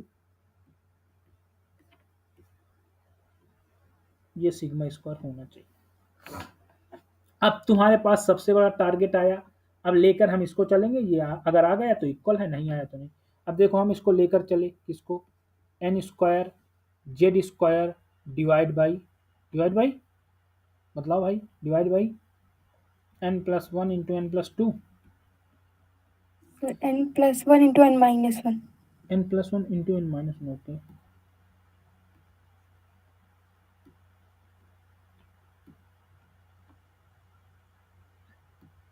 -1 -1 तो भाई ये कांस्टेंट है, तो ये तो एक्सपेक्टेशन के बाहर आ जाएगा। ये n प्लस 1, ये आएगा n माइनस 1, और ये एक्सपेक्टेशन जेड स्क्वायर। अब हमारे पास ये एक टास्क हो गया कि इसको कैसे फाइंड करें। अब मुझे बताओ जेड को तुमने क्या माना था? जेड इक्वल टू है तुम्हारा 1/n summation x i minus x bar whole square. अब देखो यहाँ पर वो रिजल्ट फिर काम आएगा। तुम लोग जानते हैं, जैसे हम जानते हैं कि ये हमारा होता है, ये फॉलो करता है तुम्हारा का स्क्वायर n माइनस 1 को, ठीक है। तो अब मान लो कि ये y है, ठीक है। तो अगर ये बताओ मुझे, ये z के टर्म में क्या लिखा जा सकता है? ये z के टर्म में क्या लिखा जा सकता है? z की वैल्यू क्या है, मतलब इसकी वैल्यू क्या है? ये z के टर्म में लिखा है एक तरह से n z upon sigma square follows का स्क्वायर n माइनस 1, यही लिखा है ना, n z upon sigma square follows का स्क्वायर एन, एक तरह से यही लिखा है ना भाई। ये इसकी वैल्यू जेड के टर्म में लिखो तो एन जेड ही तो आ जाएगा, n z sigma square follows का स्क्वायर एन माइनस 1। अब हमको देखो, अब हमारे पास एक इन्फॉर्मेशन आ गई, n z upon sigma square ये फॉलो कर रहा है का स्क्वायर एन माइनस 1 को, हमें फाइंड करना है एक्सपेक्टेशन ऑफ जेड स्क्वायर। तो एक तरह से जेड क्या फॉलो मतलब एक तरह से ये बताओ मुझे, एक तरह से जो, अब इसको सॉल्व करने का तरीका ये है, जैसे इसमें हमें फाइंड करना एक्सपेक्टेशन ऑफ जेड स्क्वायर, तो इसको एक फाइंड करने का तरीका ये है कि जेड का खाली डिस्ट्रीब्यूशन निकाल लो, तो ये हो जाएगा सिग्मा स्क्वायर अपॉन एन का स्क्वायर एन माइनस 1, ये हो जाएगा। तो देखो इसको अगर निकालना है तो क्या करो कि वेरिएंस ऑफ जेड फाइंड करो प्लस एक्सपेक्टेशन ऑफ जेड का होल स्क्वायर फाइंड करो। वेरिएंस ऑफ जेड कैसे फाइंड करोगे? इसका वेरिएंस क्या होगा? वेरिएंस ऑफ जेड क्या होगा? Variance of z is equal to, मतलब इसका होल वेरिएंस क्या होगा, मतलब चलो छोड़ो वेरिएंस, इसको छोड़ो, मुझे ये बताओ वेरिएंस ऑफ इसका क्या होगा? Variance of n z upon sigma square ये क्या होगा? ये होगा तुम्हारा 2n माइनस 1। भाई अगर ये पूरा रैंडम वेरिएबल y है, ये का स्क्वायर को फॉलो कर रहा है, तो y अगर का स्क्वायर n को फॉलो करता है तो उसका वेरिएंस 2n होता है। यहाँ डिग्री ऑफ फ्रीडम इतना तो इतना। अब यहाँ वेरिएंस कांस्टेंट बाहर आएगा, स्क्वायर के 4 टर्म में, वेरिएंस ऑफ जेड, तो ये क्या निकल के आया 2 सिग्मा माइनस 1, तो ये वेरिएंस ऑफ जेड क्या निकल कर आया 2n minus 1 sigma to power 4 divide by n square, ये निकल कर आया ना। अब एक्सपेक्टेशन ऑफ जेड क्या होगा, ये पूरा मान लो एक्सपेक्टेशन ऑफ एन जेड क्या होगा, ये क्या होगा, ये होगा n माइनस 1, बोलो यही होगा ना n माइनस 1। तो एक्सपेक्टेशन ऑफ जेड क्या हो जाएगा, ये कांस्टेंट का इधर डिवाइड कर दो तो ये हो जाएगा sigma square divide by n minus 1, ये है तुम्हारा एक्सपेक्टेशन। अब इस एक्सपेक्टेशन की वैल्यू यहाँ रख देना, वेरिएंस की वैल्यू यहाँ रख देना इस वाले पे, और चेक कर लेना क्या आ जाएगा। तो रखो, तो आएगा क्या 2n minus 1 sigma to power 4 divide by n square plus sigma to power 4 divide by n square and n minus 1 whole square. अब क्या करो तुम, n minus 1 sigma to power 4 divide by n square, ये common ले लोगे तो आ जाएगा यहाँ n माइनस 1 प्लस 2, तो ये आ जाएगा तुम्हारा क्या n minus 1 sigma to power 4 divide by n square and n plus 1। Okay, so ये आ जाएगा तुम्हारा क्या sigma to power 4 into n minus 1 n plus 1 divide by n square, और इससे मल्टीप्लाई था शायद इसके रेसिप्रोकल से ना, बाहर इसके रेसिप्रोकल से मल्टीप्लाई था ना, देखो एक बार, हाँ इसके रेसिप्रोकल से मल्टीप्लाई था।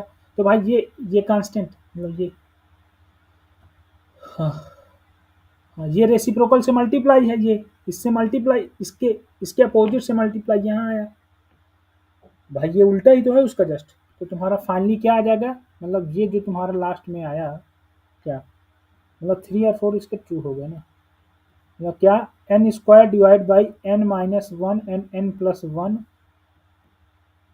Sigma 4 is equal to sigma, ये आ गया। क्यों, क्योंकि ये इसका रेसिप्रोकल क्या है, इसका रेसिप्रोकल से जब ये मल्टीप्लाई है तो ये कैंसिल आउट हो जाएंगे ना, बचेगा तो सिग्मा 4 ही ना। हमने ये वैल्यू किसकी निकाली है, ये वैल्यू हमने निकाली है, कंफ्यूज मत होना, ये जेड स्क्वायर की वैल्यू है भाई, ये एक्सपेक्टेशन ऑफ जेड स्क्वायर की वैल्यू है। अब इस वैल्यू को किस वाले इक्वेशन पे, इस वाले इक्वेशन इक्वेशन स्टार पे रखोगे तो क्या आ जाएगा बाई स्टार से तुम्हारा आ जाएगा। मतलब अब देखो, जैसे ये वैल्यू तुमने स्टार में रखा, ये वैल्यू स्टार वाले इक्वेशन को देखो, स्टार वाला कहाँ, ये है स्टार, तो इस पे रखोगे जैसे, तो ये रेसिप्रोकल ही तो लिखा, इसका रेसिप्रोकल ही तो ये लिखा है। देखो वो लिखा है n अपान n माइनस 1 n प्लस 1, ये लिखा है n माइनस 1, ये कैंसिल आउट हो गए, बचेगा क्या सिग्मा के पावर 4। हाँ, अब इस क्वेश्चन में बेसिक रिजल्ट क्या यूज हुआ, इस पे बेसिक समझो। बेसिक तो पहले तुमको एमएलई पता होना चाहिए, नॉर्मल के केस में म्यू और सिग्मा की एमएलई पता होना चाहिए। एमएलई क्या होगी म्यू और सिग्मा की, बताओ कोई, मैंने बताया था जैसे एक्स बार होती है म्यू की एमएलई, एंड सिग्मा हेड की एमएलई जो होगी वो होती है 1 upon n summation x i minus x bar whole square. ठीक है, ये एमएलई हो गया। ठीक है, अब इसके बाद क्या है कि तुमको एक प्रॉपर्टी पता होना चाहिए कि summation x i minus x bar whole square divide by sigma square, ये फॉलो करता है तुम्हारा काई स्क्वायर एन माइनस 1 को, इस क्वेश्चन को सॉल्व करने के लिए। ठीक है, इसके बाद तुम्हें पता होना चाहिए कि अगर y फॉलो करता है काई स्क्वायर n को, तो एक्सपेक्टेशन ऑफ y जो होता है वो होता है n, और जो वेरिएंस होता है वो होता है वेरिएंस ऑफ y, वो होता है 2n। इतना अगर तुम्हें मालूम था तो तुम इस क्वेश्चन को करने में काबिल थे, मतलब इस क्वेश्चन को कर लेते। अब बस यही किया मैंने, ये 3 फार्मूले लगाए, ये इसके रिजल्ट हैं। और देखना इसमें जिसको जो ना आया हो तो पूछ लो एक बार, नहीं तो फिर मैं क्लास को यहीं एंड कर दूँ। जिसको ना आया हो कुछ समझ में तो पूछ ले एक बार, जिसको समझ में ना आया हो तो एक बार पूछ लो भाई डाउट, जिसको आ गया हो तो अदरवाइज मैं क्लास में। किसी को कुछ पूछना है तो बोलो, मैथ के जो हैं उनको अगर ना समझ में आया। मेहनत मैथ में जो है, मैथ के बच्चे वो मेहनत नहीं, देखो स्टैट्स कोई भी सब्जेक्ट हो, आज मैं पीडी पढ़ रहा था, जैसे आज मैं पीडी पढ़ रहा था, तो पीडी में ग्रीन फंक्शन पढ़ रहा था, तो मुझे ग्रीन फंक्शन अगर नहीं, मैंने मैथ पढ़ा ठीक है, मैं ग्रीन फंक्शन नहीं पढ़ूंगा तो मुझे कभी नहीं आएगा ग्रीन फंक्शन। भाई पढ़ना तो पड़ेगा ही ना, अगर नहीं पढ़ूंगा तो कहाँ से आ जाएगा। जैसे मुझे लीनियर स्टांग करता हूँ तो लीनियर तो स्टैट्स में नहीं पढ़ाया जाता, लेकिन स्टैट्स वालों का लीनियर स्टांग रहता है, क्योंकि अगर लीनियर वो नहीं पढ़ेंगे तो उनको मल्टीवेरिएट नहीं आएगा, मल्टीवेरिएट नहीं आएगा रिग्रेशन नहीं आएगा, रिग्रेशन नहीं आएगा आगे एन डायमेंशनल में चीजें मैट्रिक्स थ्योरी तो हम लोग पढ़ते हैं, मैट्रिक्स थ्योरी नहीं आएगी हम लोग नहीं कर पाएंगे। तो इसलिए हम लोग जब पढ़ते हैं मैथ, तो मैथ वाले भी स्टेट्स पढ़ सकते हैं, ऐसा कुछ नहीं, बस उसको फंडामेंटल क्लियर करना पड़ेगा। चीजें नहीं आ रही, बुक सजेस्ट कर रहा हूँ, बुक में पढ़ो, बुक से जो नहीं आ रहा बुक में समझ में वो आके डिस्कस करो, बता दूंगा। बाकी CSIR का PYQ बैच है, PYQ अच्छे से बता रहा हूँ, अगर PYQ अच्छे से नहीं समझ में आ रहा है 2-3 बार रिपीट करता हूँ, नहीं समझ में आता कहता हूँ पूछो, अगर नहीं पूछना तो मैं थोड़ा जान जाऊंगा, मैं कोई अंतर्यामी तो हूँ नहीं कि मैं डाउट जान जाऊंगा कि तुम्हारे अंदर ये डाउट है। इसलिए शेयर करो कि हमें ये नहीं समझ में आ रहा जो मैथ से है, तभी मैं जानूंगा कि तुम्हारी ये प्रॉब्लम है। और ये अगर ये चीज़ पढ़ना है अच्छे से ये, तो SC गुप्ता BK कपूर में बहुत अच्छे से ये थ्योरम्स एक्सप्लेन है, बहुत अच्छे से ये थ्योरम एक्सप्लेन है। MLE भी बहुत अच्छे से गिवन है, ये वाली थ्योरम भी गिवन है, ये भी गिवन है, और उसमें ये भी बताया है कि इसका वेरिएंस क्या होगा, इसका मीन क्या होगा अगर एक रैंडम वेरिएबल बन जाए, वो भी देख लो। और ये सवाल को देख लो, जब ना समझ में आए तो और पूछो। चलो ठीक है, यहीं पर एंड करते हैं। ओके।